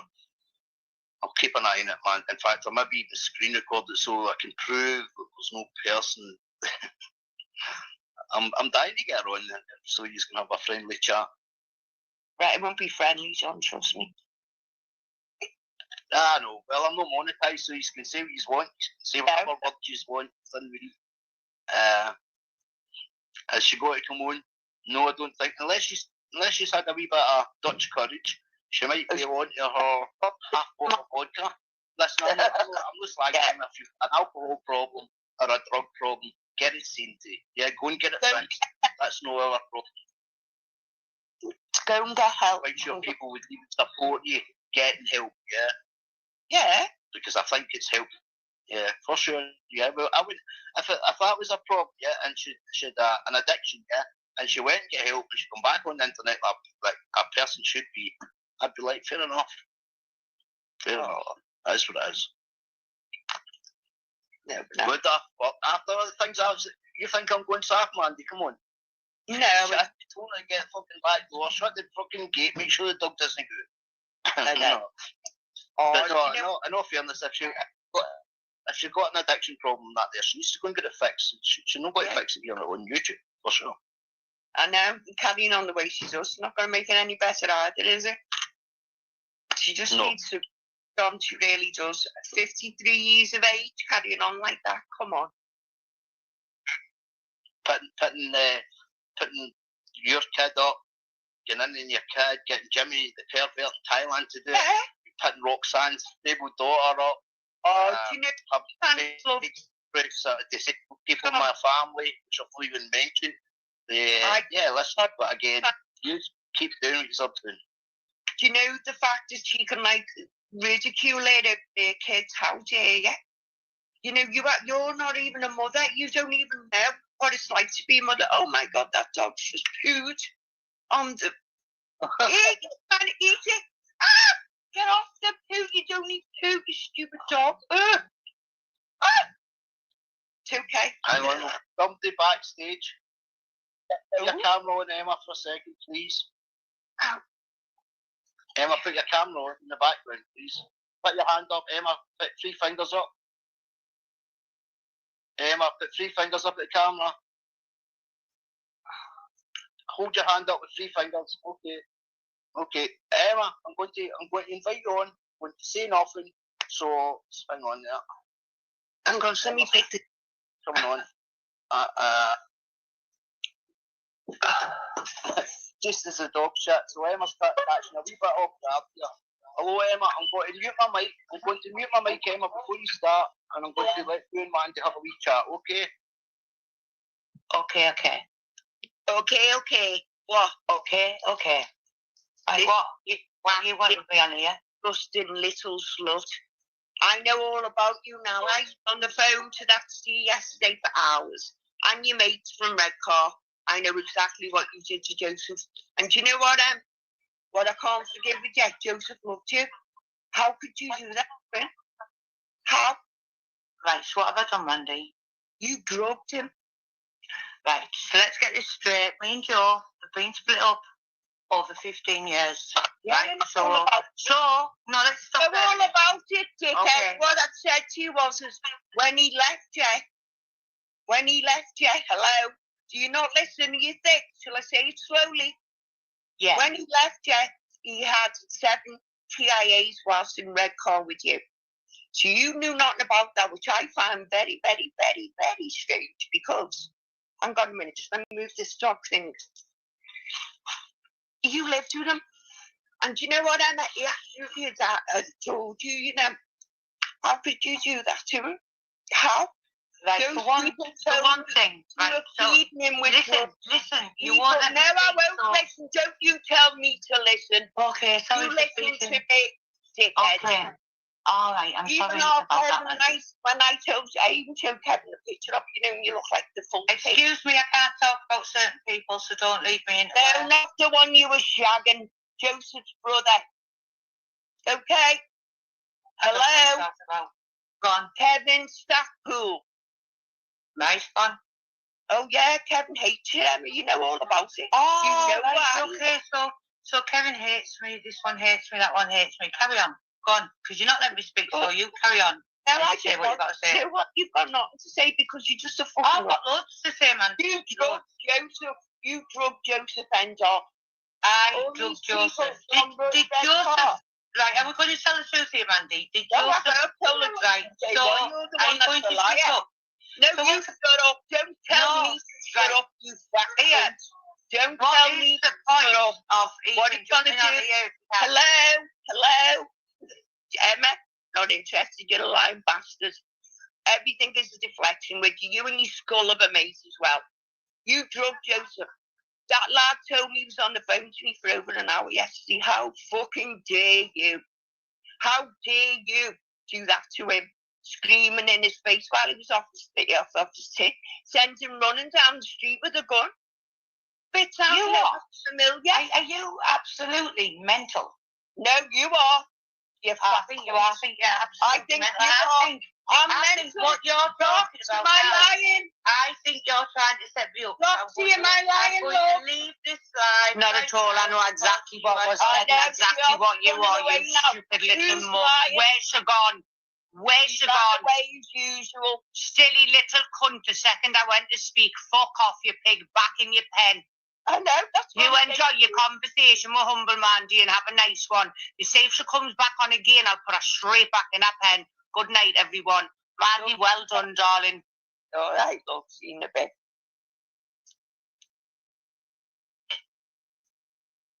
Hello. Well, that escalated quick. I know, can't have her talking to me like that, John. I'm sorry. You just listen to me. Are you mental?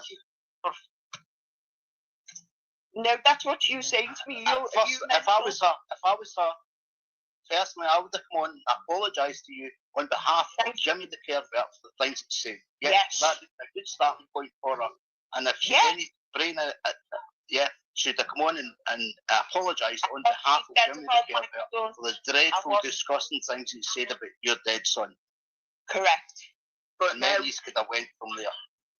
Yeah, but you can't. But obviously, what she said about your son and what Jimmy and that said about your son does not affect Emma and her way of thinking, because if she was this nice person that she claims, the first thing she would say, Mandy, I'm sorry, Jimmy the pervert said about your dead son and how he's brought you down. And that's a good starting point, person. I know, she just like, basically, sorry, I'm in the dark, just putting this in the bin. She just doesn't want to know, does she? So, everyone hates all them people. John, I'm not being funny. That's 4 people now that have told me what she's done. And I just find it a little bit strange, don't you? Yeah. Well, again, it's like we could say people are making shit up. You know, there's 2 sides to every story. Somewhere in the middle is the truth, but everybody can't be lying. And that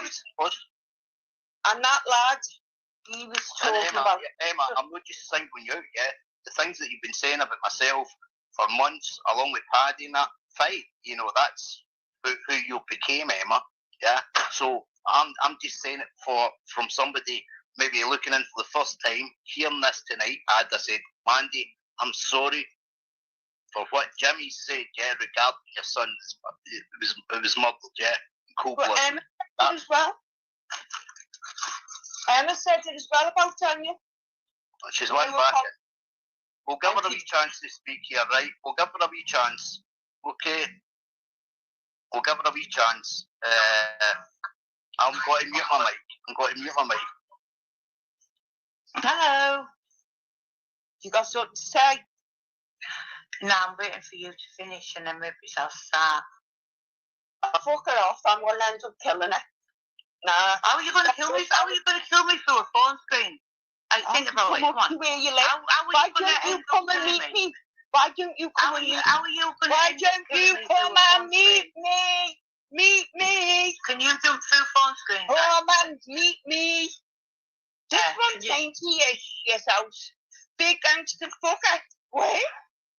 Do you know what I'm on about? I want to hate you. Do you? I want to hate you. Yeah. Do you? Do you think you might have like a few strange tendencies? No. Do you think you're actually a stable person? Yeah, I am actually. You don't sound very stable at the minute. You don't sound very unstable. Oh, fuck off, you fuck. Oh, Humble as well, said he loves you. Oh, I love Humble. I absolutely love him. And I love Dodgy Days. And I love Lainey. Is your pal on the sex offenders register though? That's a bit largeful for you, innit? You're mate. Imagine you're sat there imagine you sat there and slated me for filters. I've just seen your screen before you put that on. Listen, that should have been an 18 fucking plus. Halloween ain't till Friday. So we listen, shut up. Listen, no, I won't. You do not speak over me. Look at this state of that. That is exactly why your husband cannot get hard. It is fact. Look at the stadium. I couldn't get wet over that.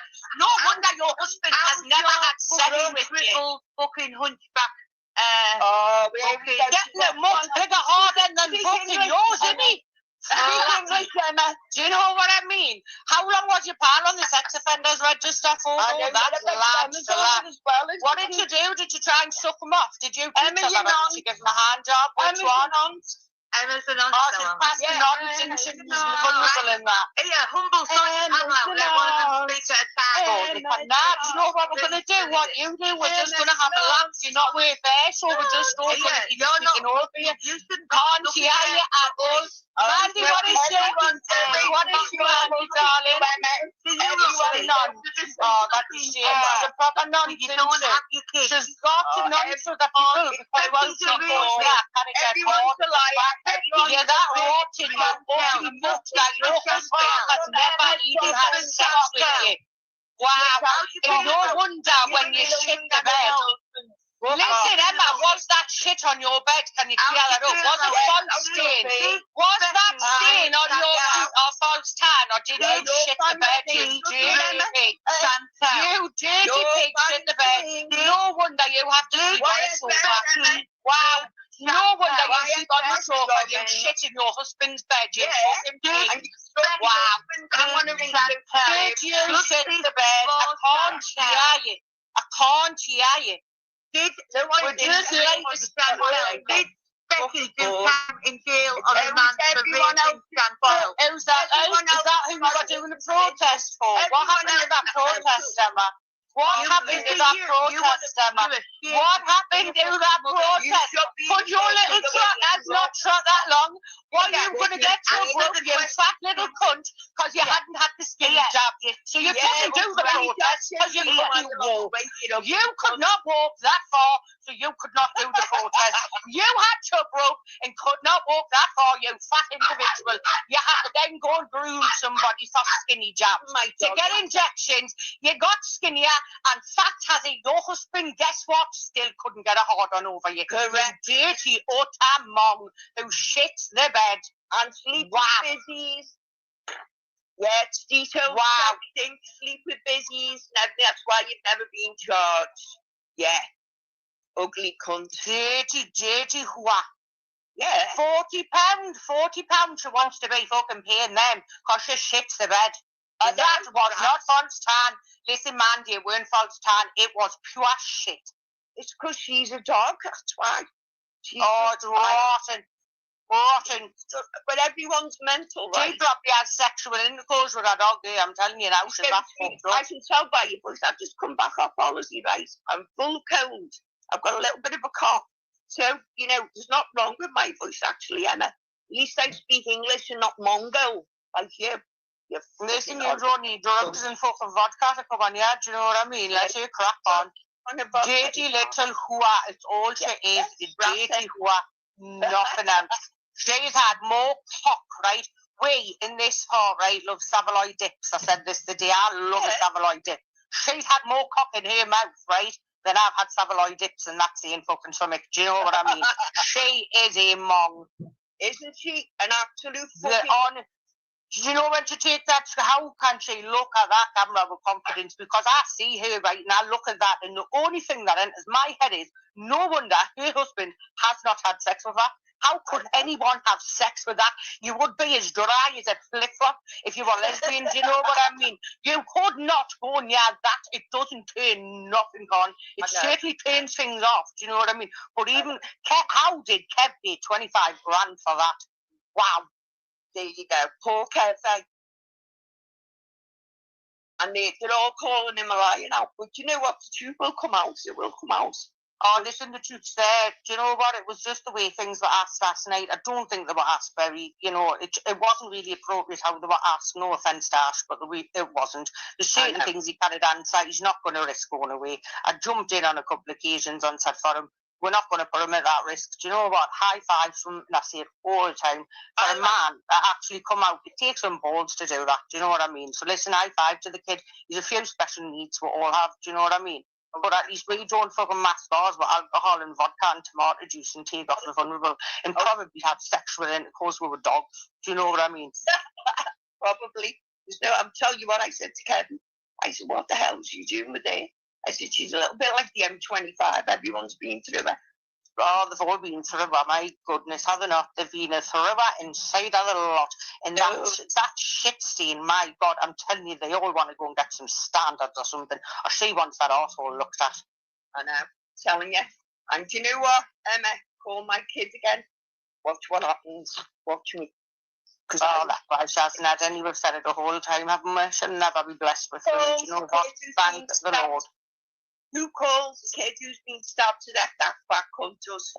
A silly, silly individual who's got nothing going for them and needs to crave attention and will stoop to any level just to get that satisfaction. Shall I tell you how low I'll go? Shall I tell you how low I'll go because of her? And I like to go as low as her level, right? I respect people when they're respectful, but you see her, the level she deserves, right? See her, the individual that she is, because she's just disregarded and spoke about her son and things like that. She's probably gone to flick the bean. I swear to God, she's probably gone to flick the bean with happiness. That just triggered somebody. She's that rotten. Do you know what I mean? But go and flick your bean, Emma, because your husband's still not going to get a hard on, is he? Wow, liberty. Use this hand, Jimmy's a bit far away for you. This need the kitty fiddler. Ugh. But I hate seeing it. Absolutely despise her. Oh, I don't think she's worth any hate. Me, I wouldn't even let her have that space. I would never. Irrelevant. She's just gross. Of hate. But for what she's done, and to call a kid who was stabbed to death a child, what she called my kids, and you're all like following her. Paddy, open your eyes, mate. She's only got one to open, the patches on the other one, Mandy. Stop being disrespectful to the disabled. You know, because I'm telling you now, she's buzzing off. Well, we should have just sang the whole way through, because Paddy's only got one eye. I should have just done a little chant when it was speaking. Do you know what I mean? As you called her a nonce. Do you know the only reason I done that was because you say, can you remember when Humble got allowed on the panel? And Carol done it, right? And it was so embarrassing and disrespectful. So do you know what? They're getting the same level of treatment. Pure and simple. When they want to grow up, we'll grow up with them. I John in my eyes, right? Because that's all she talks about is him and Paddy. And it's fucking boring sometimes because he gets the blame for everything. And imagine no Mandy if she spoke about herself. If anyone answers her back or says, no, it's not right, everyone's a nonce. They're a bad parents, they're this, they're that, and the other. Where's your evidence? What can she speak about on here other than bullshit? Listen, if she spoke about herself, what on earth is that her way? I know. What is she actually going to say? What is her life? I know. Do you know what? I'm going to ring our Kevin tomorrow, and I'm going to ask him, can we get some confirmation, do you know, on the 7 TIAs? And I'm on. Will he come on alive as well? Imagine that, though, Mandy, putting a picture on with a known sex offender, man. She's signed on the register and she wants to smile and put her all over. But why isn't Paddy saying anything to her? I'm not being funny. Paddy's got enough to say about it. Because they're going to do exactly the same to that woman is what they've done to fucking her. They're going to bring her on for a couple of weeks, let her picture be out there. Everyone knows now that she's a sex offender and on the register. I put a little white lie out there saying it was a Chinese man. She was that intelligent, she corrected it saying it was a white man. Do you know what I mean? And then they'll drop her, so she's just going to be known as a sex offender, and then they'll drop her. That's all they do with people. They're known as a grass. That's the draw as a grass. Yeah, that's what I mean. So even their own mates are turning against them. They actually contacted me to say sorry about Joseph. Mm-hmm. And as I say, they started telling me more and more, and I was like, what? There's a lot of people come forward about that. I know. They're not doing it out of spite. They're doing it to say we're sorry about Joseph. And how Joseph ever loved you, girl, I'm telling you now, you must have had him drugged up, because to see you as you are now, he turned in his fucking grave, telling you now. So with Joyce, a lot of them would. And you know what? She winds me up. I just want to kill her. Do you know what? She's clearly been having these drink issues for how long? But Do you know what I mean? Had a baby. I haven't had a baby. I'm not well. I'm like full cold and everything. But listen, she's always got an addiction. It doesn't matter what it is. She's got to be addicted to something, that woman. Okay, she'll never not be addicted to anything. So I hope it hurries up and takes over her body. She becomes riddled. And I hope she dies quicker than Brian, if I'm honest. There you go. I'll go to church on Sunday for what I've just said. Don't worry. Should we put the bets on that she's going to get away with the gun? Because I'm telling you that. 100%. She'll just sleep with the busy. Yeah, she'll sleep with the busy. Yeah, like she always does. Because I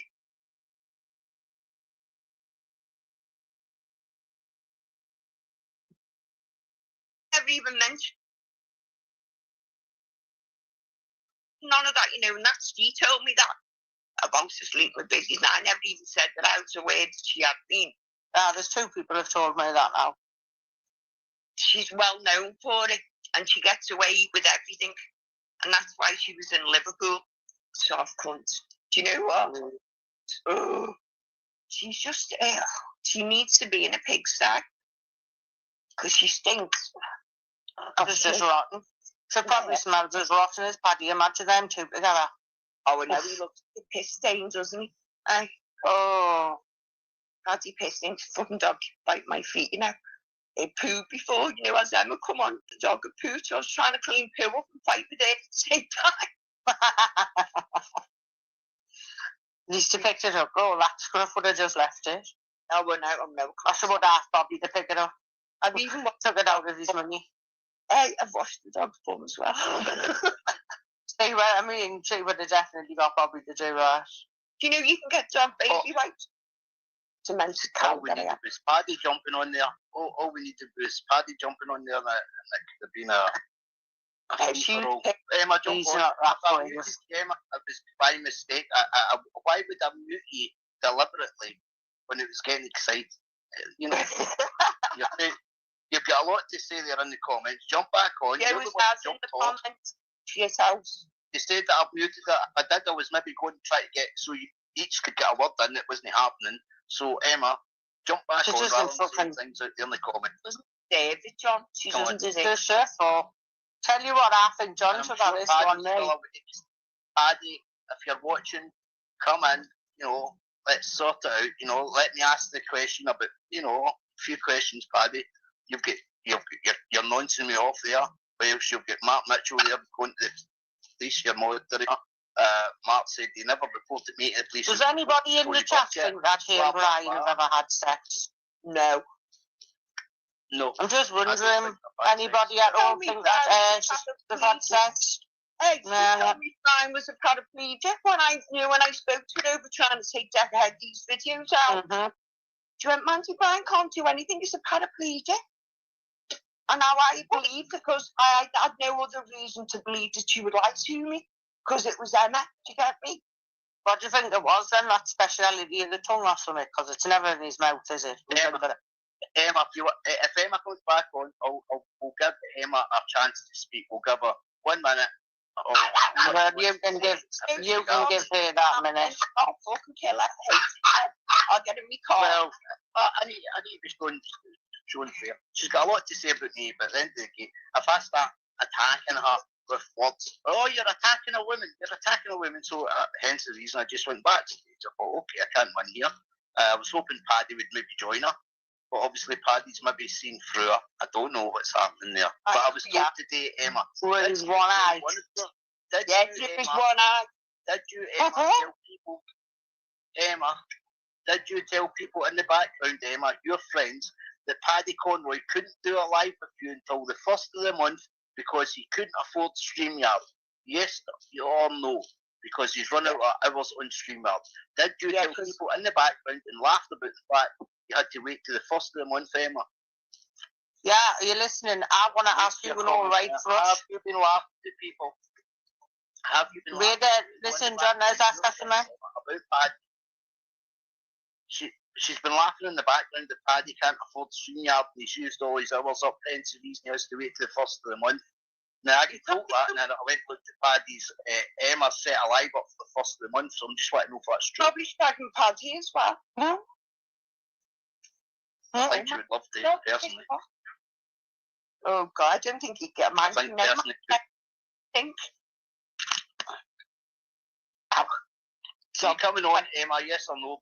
It's time's money, Emma, and I'm quite sure you've got Brian's care to see to. Just don't be making him anything because he's a wee bit off his foot right now. And Emma, what's Brian using an insulin pen for? He's no diabetic. She probably told me, well. Few questions here, Emma. Few questions, Emma. And why you put a picture up of the caravan site that you allegedly used to go and score your speed from, your amphetamine, and the person's been sent down? Is that a female? Do you want me to name her? I wouldn't do that, Emma. But I find it very strange that you're laughing about a caravan site and that person's now been sent down that you used to score drugs from, allegedly. Fast on them, because that's Yeah, what grass, isn't she? dirty, stinking grass, that's what she is. Dirty grass that sleeps with busies. Yeah. Tell me, why was a stranger who doesn't even know me ring me when I was in Tenerife and tell me that? Yeah, don't get me wrong, I was already here, so I now just started laughing when he says, I said, are you aware of that? He went, yes, she's been doing it for years, that's why she's never been to jail. Uh-huh. Oh. Fuck off, dog, sorry. Stop biting me feet. It would be nice to see Emma, I've just Emma, had a what message come happened to through from a taxi driver that drove her around when she was a boss. So this could be interesting. You know, I hope she doesn't try and sting that on him, because I'm telling you now, she's going to walk. Because do you know what, Roxanne, what I found? Whoever gets that. So what Emma's probably done, she's probably somebody to message the person today, or a member of his family or whatever, and basically threaten them to grass them and say that humble words for Met Police or some sort of other shit along the lines, Emma. But it doesn't matter. Where does she think that we are fucking stupid? I know. We'd already spoken to the person and got every bit of information that we needed, and it was backed up. So you know what? It wouldn't make a difference if we were on, because we've already got that there. Written it and spoken. Unfortunately, how does Emma feel? How does Emma feel knowing that the firm that she's spokeswoman for now they've found out that Brian made 2 statements against Jamie Boyle for him to be NFA on 2 occasions? I want to know this. Charges disappearing from you, Emma. Hang on, Roxy. You know when she's running? About Emma's charges disappearing when everybody else get to jail for them. Hey, Emma, if you have it with a rat, you're as good as a rat. Correct. It's all lies, Emma. How come everybody's telling lies about you, Emma? Did you send Irish Bull a picture of the family for Irish Bull to send to Paddy Conroy? Yes or no? You're going to say that's lies? You're a fucking liar, because Irish Bull sent his screenshots of what you sent him, and it's you, Emma. The conversations you had in video, the Steve Matt guy, it's best pals with you and Brian, going through the lassie's knicker drawer and all that, leaving his daughter with a beast. Yeah, that's you and Brian's best pal. Come on, Emma. But the policeman that you told me, the policeman was in your chat, Emma, a couple of years ago. The policeman was in your chat. Is that lies as well? Is that lies as well, Emma? Did you tell Donna you had a bag of clothes hid behind the door or the sofa or whatever the fuck it was, so when Brian was out for you could sneak out and have your wee rumpy sessions? You were shagging Carol Walker. That's been proven. You were certainly sucking on Yami B's chicken bone. That's a fact. You tried to get Yami B to come on and say it was all made up shit. Yami B's not got to put his name on it and say, oh, I was just pretending to everybody, Emma. You were seeing some other guy in Ireland. Who's the guy in Ireland that had the property in Ireland? Emma? Is everybody just lying about you, Emma? Come on. You're sitting in a chat here that everybody's watched you for years and seeing how you operate. You know when she's running on the video with Jamie Boyles? Do you think she had the skinny jabs before or after she done the Boyles? Because listen, she did run kind of fast for a fat lass. Oh, she did, didn't she? No, she moves quite quick for a fat bird. No, she definitely had the skinny jabs by then. She's had a few of them by then, hasn't she? Definitely. Because she couldn't fit in the back of Kev's car, could she? Right, she couldn't straddle him, let's see where the hand and break and stuff like that was, because our little shrubs and shrubs were well in the way. Roxy, look. Oh. You see, Emma, I know who. I'd rather look at that face than hers before. That's cute. Give me, I'm just going to put it in. I know who's page, Emma, and I know why you're doing it, Emma. But you know what? How bad do you look, yeah? How bad do you look? I know why you're doing it. You're just coming out and spouting any old shit on the internet for the people that's paying you. Yeah, it was Christopher Finnegan in Egg Chapel, Davy Hislop at your house, Emma. Yeah, it was John and Ben backing you. With Brian's words, John and Ben are backing me. How bad does Brian look? He doesn't even look like a man. He's putting in comments about Dave Railton and all that. Listen, Dave Railton fucking knocked Johnny clean out in the stack, Emma. That's a fact. That's a fact. There was half a dozen carloads went to the guy's house, yeah, and they all took cold feet. And Benny was sitting in the fucking passenger seat of the Land Rover, yeah, and the Range Rover. Benny was in the passenger seat, and then when the fucking guy went out his fucking house, out the garden, yeah, they all shit themselves. Why would half a dozen carloads tooled up, allegedly, shit themselves? So don't come on here and badmouth Dave Railton. Dave Railton's fucking knocked him clean right out his slippers. In fact, his fucking toes trailed out his shoes by the time he got at the start. He was sleeping. And then he's trying to get the guy for a square go, yeah? Go and tell your boss, Johnny, yeah? He was offered a square go there, no, maybe last week, was it? And there was a certain person from the island, got to be fair play, man, and Johnny shot out it. Fucking fact, Emma. So don't come on here spouting Dave Railton this and Dave Railton that when he's not your fucking boss, he's cleaned out their shoes.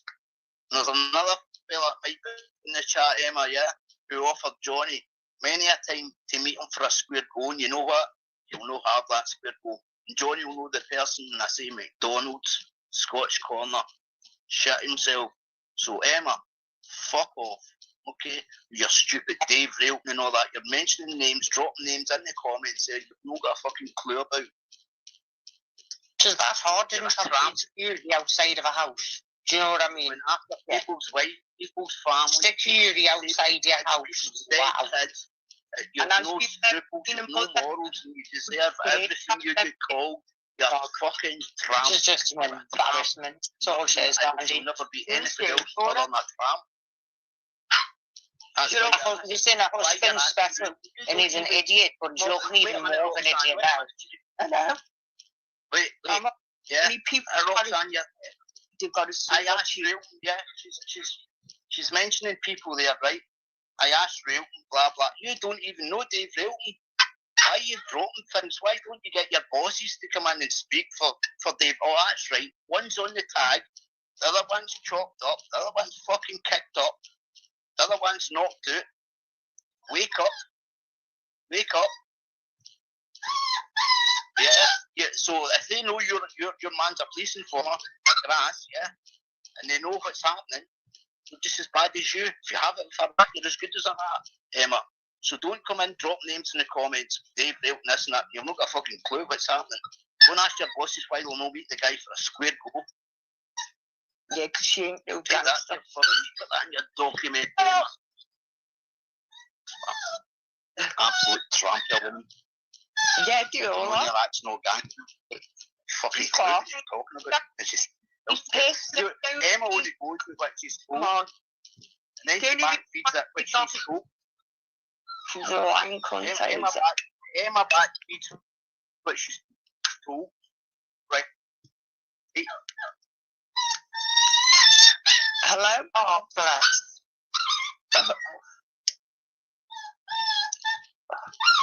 Can you hear me?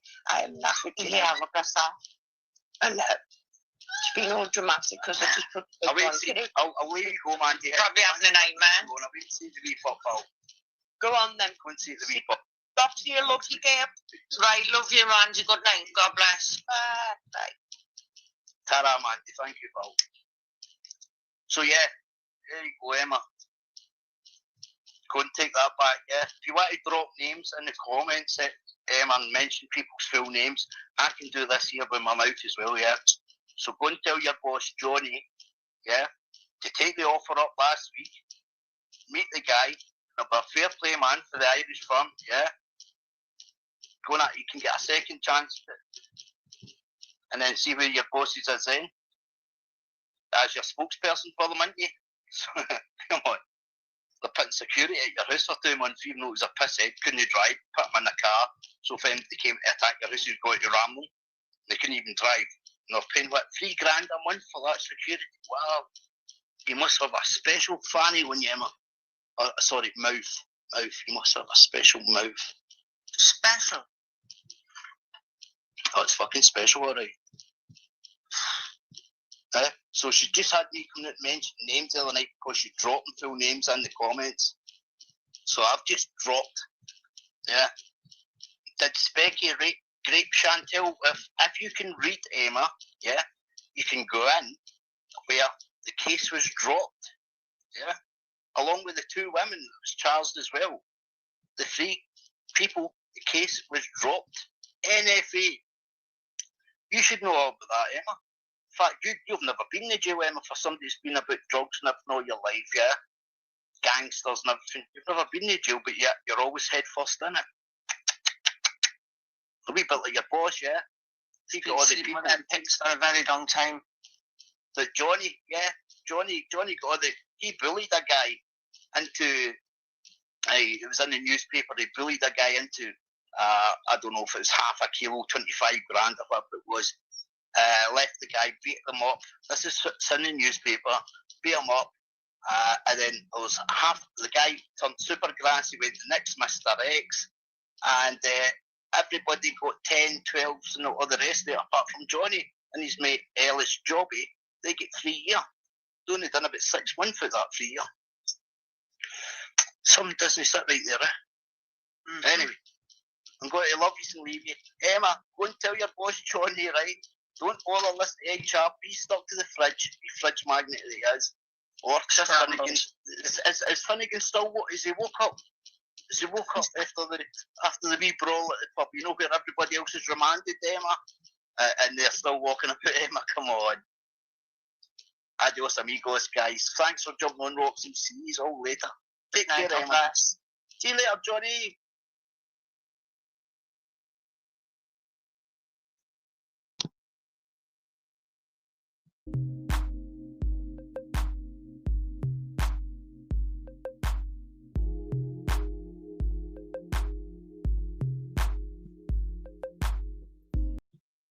Fucking videos, do whatever the fuck you like. Yeah, so what? I bashed Mike's missus. But I'm gonna bash the next man. Worse than I've done her. A lot worse. Jimmy. Is it rather right in saying that you've just admitted that you've hit a few of your ex-girlfriends, correct, yeah? That's right. Yeah, so what? I bashed Mike's missus. You've just admitted that Yes, so what? I bashed Mike's missus. But I'm gonna bash the next man. Worse than I've done her.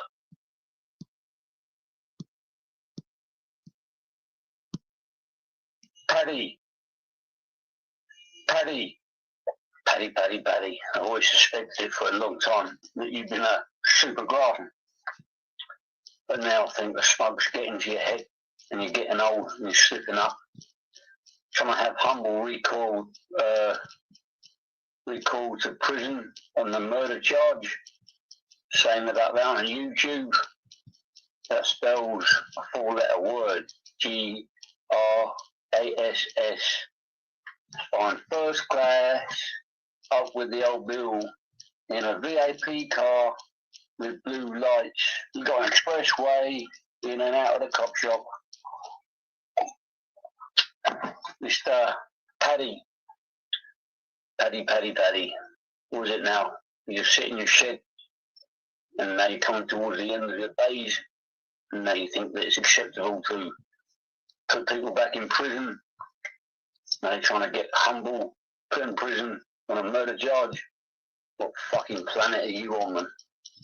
Newcastle, you've had Newcastle. Newcastle don't want you. The sailors have got Newcastle. You sit there in your little fantasy world, your delusion world, in your shed, making videos, boiling people to death. If you could kill someone by boiling them to death and that could be a charge, then you should be guilty of that, man. Thank you, Alexander Food.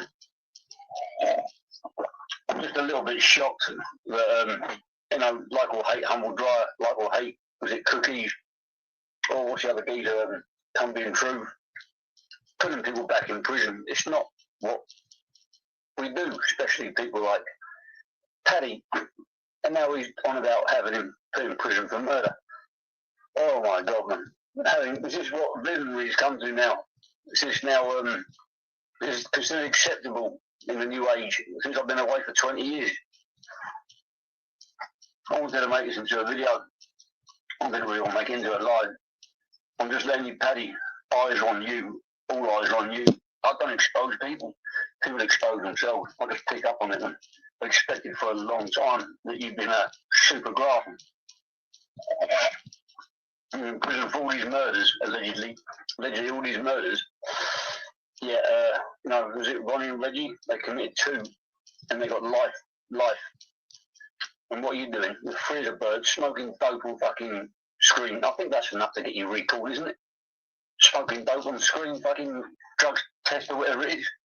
Maybe you should look at yourself before you start. You know, if you're going to become a grass, I forget, you get immunity, don't you? You can pretty much do or say whatever you like without the cozzers banging you up. As long as you stay in your shed, you're protected.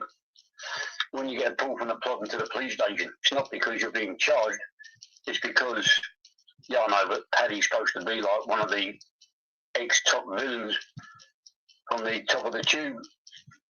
You know, documentaries and whatnot, long family history. You know, his feud between him and the tax man, what's his name? Cockerill, for almost. I was fucking bad with names. Brian. Gives it a big, large, a big I am. And he keeps going about James Whitey Bulger. I know James Whitey Bulger had the relationship with the FBI, and it's almost like he's talking about himself. So, I think you slipped up there, Paddy, and I think that dope's getting to your head. I think age is getting to you, and you're showing your 2 colours. I think you're a GRASS. Yep, snakes and grasses. It's when they're openly doing it, or they slipped up because they're angry, and their anger has got to them, and they said some truth about what they can and can't do, and then realise they said it on video. It shows out what's going on behind the scenes. And I think he knows it too much, Paddy, and people know too much. They get their sources of information from somewhere. And, someone like him, I could imagine, will be a huge asset to the old bill, huge recruiting down, and he's probably getting paid as well.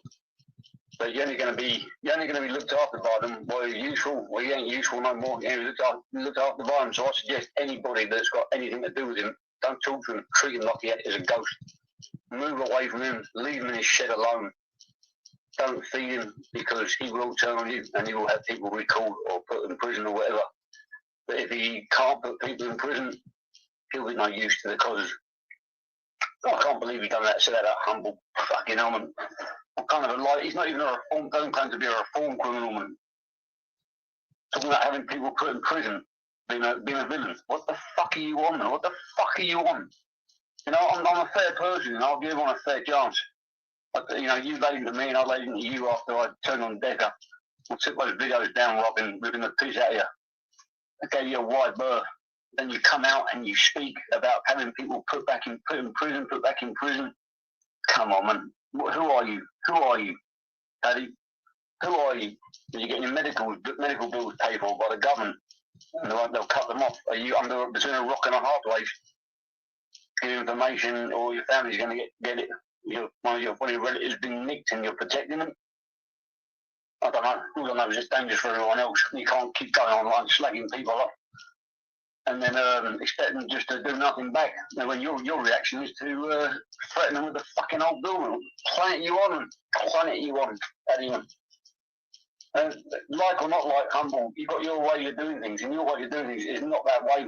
I hope we can deal with this Paddy situation, because he's quite serious, because he's mixed, and he's had a lot of people, he's taken advantage of a lot of people. A lot of people try to get in his little clique, and he's used them, and now there's a chance that he's going to there's a chance that he's going to turn them and hand them in to the old bill, like a recruiting ground for getting yourself nicked.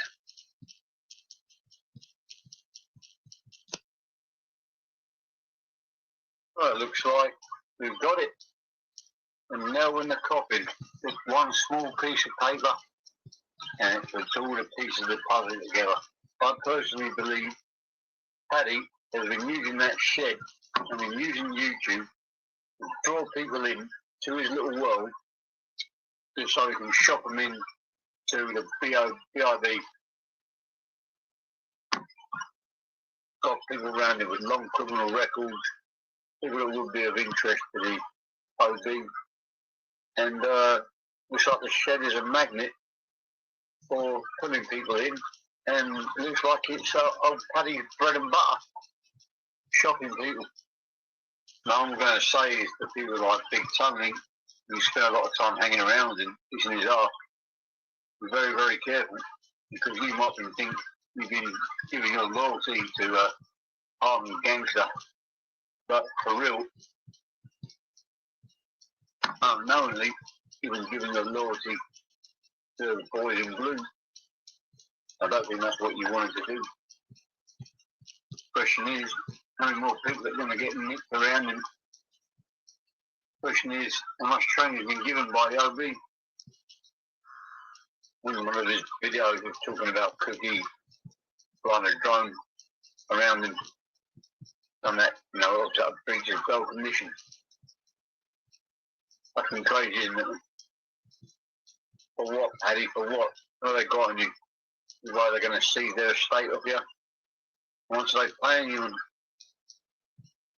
and you're out, cut off in a remote wilderness, you pretty much see who's coming and going from where you are. Like a man who's scared, not like you're in the middle of the city like the other family. Like you're hiding under a rock, or hiding inside a shed. Find him now in a coffin there, Paddy. Paperwork's there. What are you going to say about that one? How are you going to justify this one? Fucking dry ditch. Unbelievable. I think you had people willing to go to the gates of hell for you. I'm starting to believe everything that the Sayers said, Steve Ray said was true. He seemed adamant that you were a dry ditch, and he had paperwork to prove it, and it's not like some conspiracy he's working for another family or something. You can see what's black and white, and it's written in front of him. He knows what's what. This is only, sometimes you just need a small piece of paper like this to hammer the nail in the coffin. This is what I'm hoping will happen with Decker one day. I'm hoping what happened with Decker, just a small piece of paper with the words SEX offender. And then a small little notice for the offence. Or something like that. Something small, sharp and simple. In the mouth to that lady. Because you've done a lot of that stuff. What was the gun about in the mouth? Like John said, very perverted that, Jimmy. Why the gun was in her mouth, Jimmy? I was not. Why was the gun in her mouth? What was you doing while the gun was in her mouth, Jimmy? I was knocking one out. I bet you was, you dirty little baby. Cocaine, and then I went I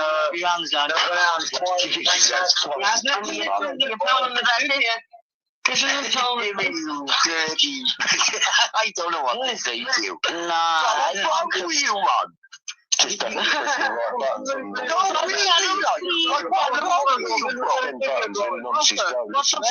To the country. Who are you on? Mouth. What was you doing while the gun was in her mouth, Jimmy? I was knocking one out. I bet you was, you dirty little baby. One out, and then I knocked one out while I was doing them out, and then What, you knocked one out in the mouth? Listen, I'll knock you one. I was knocking one out. You fucking little rat. I was knocking one out. In the mouth. Listen. And then I was knocking one out. You knocked one out in the mouth. Listen, I'll knock you one. I'll you fucking little rat. I was knocking one out. I bet you was, you dirty little bitch. Paddy. I've always suspected for a long time that you've been a super grafter. That spells a 4-letter word, Grass. I'm first class, up with the old bill, in a VIP car with blue lights. You got an expressway, in and out of the cop shop. Mr. Paddy. What was it now? You sit in your shed, and now you're coming towards the end of the days, and now you think that it's acceptable to put people back in prison. Will be a huge asset to the old bill, huge recruiting down, and he's probably getting paid as well. I suggest anybody that's got anything to do with him, don't talk to him, treat him like he is a ghost. Move away from him, leave him in his shed alone. Don't feed him, because he will turn on you and he will have people recalled or put in prison or whatever. But if he can't put people in prison, he'll be no use to the cause. I can't believe he's done that, so that humble fucking element. What kind of a life? He's not even a reform, don't claim to be a reform criminal, man. Talking about having people put in prison, being a villain. What the fuck are you on, man? What the fuck are you on? What fucking planet are you on, man? Oh, his feud between him and the tax man, what's his name? Cockerill, all this fucking bad with names. Brian. Gives it a big, larger, big I am. And he keeps going like James Whitey Bulger. You know, James Whitey Bulger had the relationship with the FBI, and it's almost like he's talking about himself. So, I think you slipped up there, Paddy, and I think that bug's getting to your head. I think age is getting to you, and you show your two colours. I think you're a DRASS.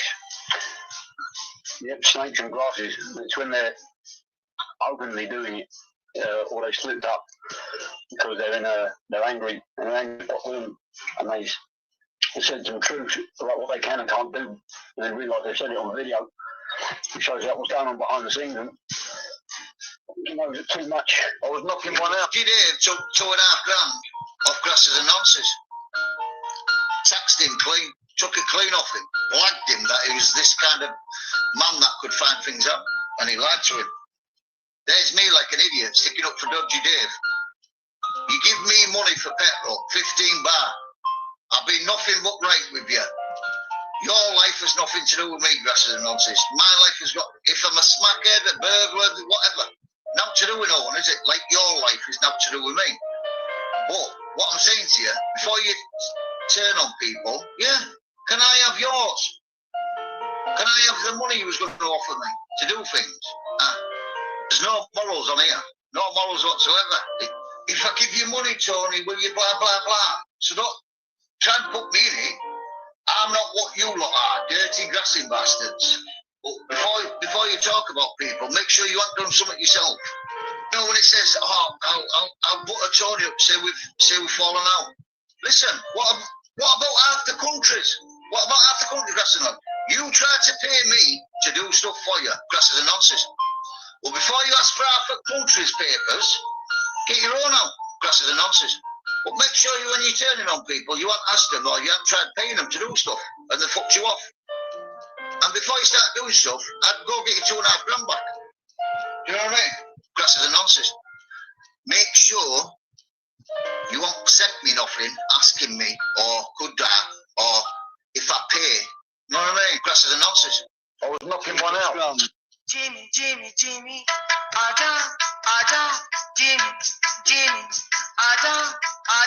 Jimmy, Ada,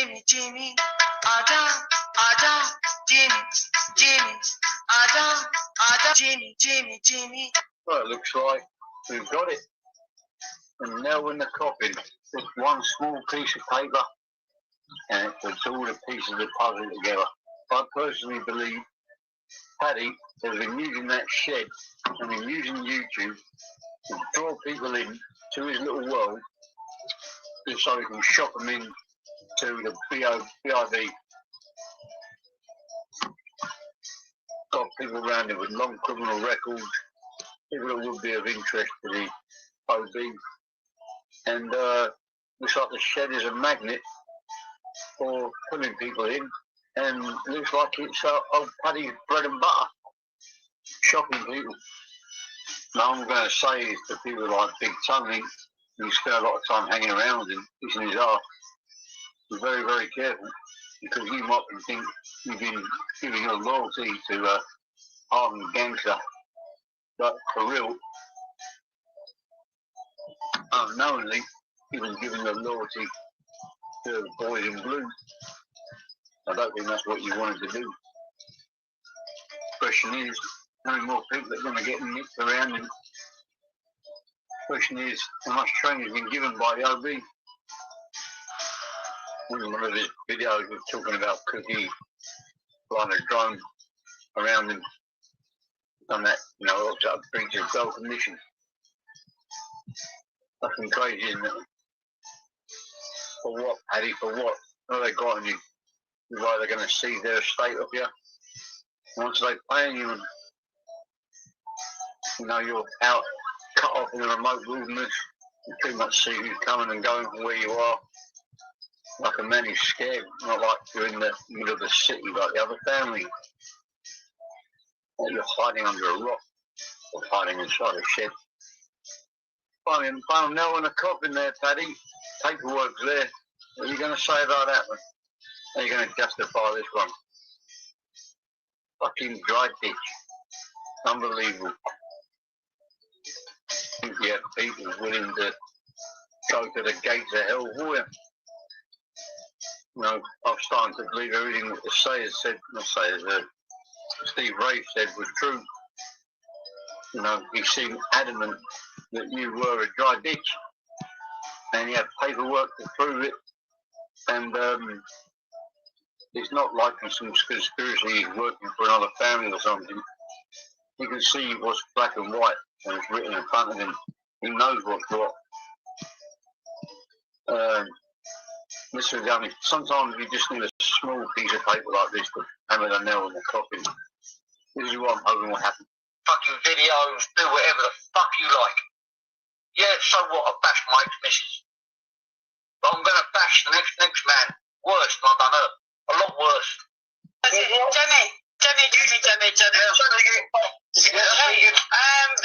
Has it Robert, right? You're saying that you've just admitted that you've hit a few of your ex-girlfriends, correct? Yeah, that's right. Yeah, so what? I bashed my ex-missus. You've just admitted. I bet your humble brain was yours for a bang with bird all over. Smash the back door thing in. That's what your humble brain is yours. Because you can't fill them all, can they? Everybody knows that humble brain is the best. Put his address in the comments. I want to know where he lives. I'm coming for you. I fucking mean it. But you're fucking winning with your loafers. Oh God. You crossed the line with me, cunt. You crossed the fucking line. I'm a fucking son. A fucking decade. Smash the back door thing in.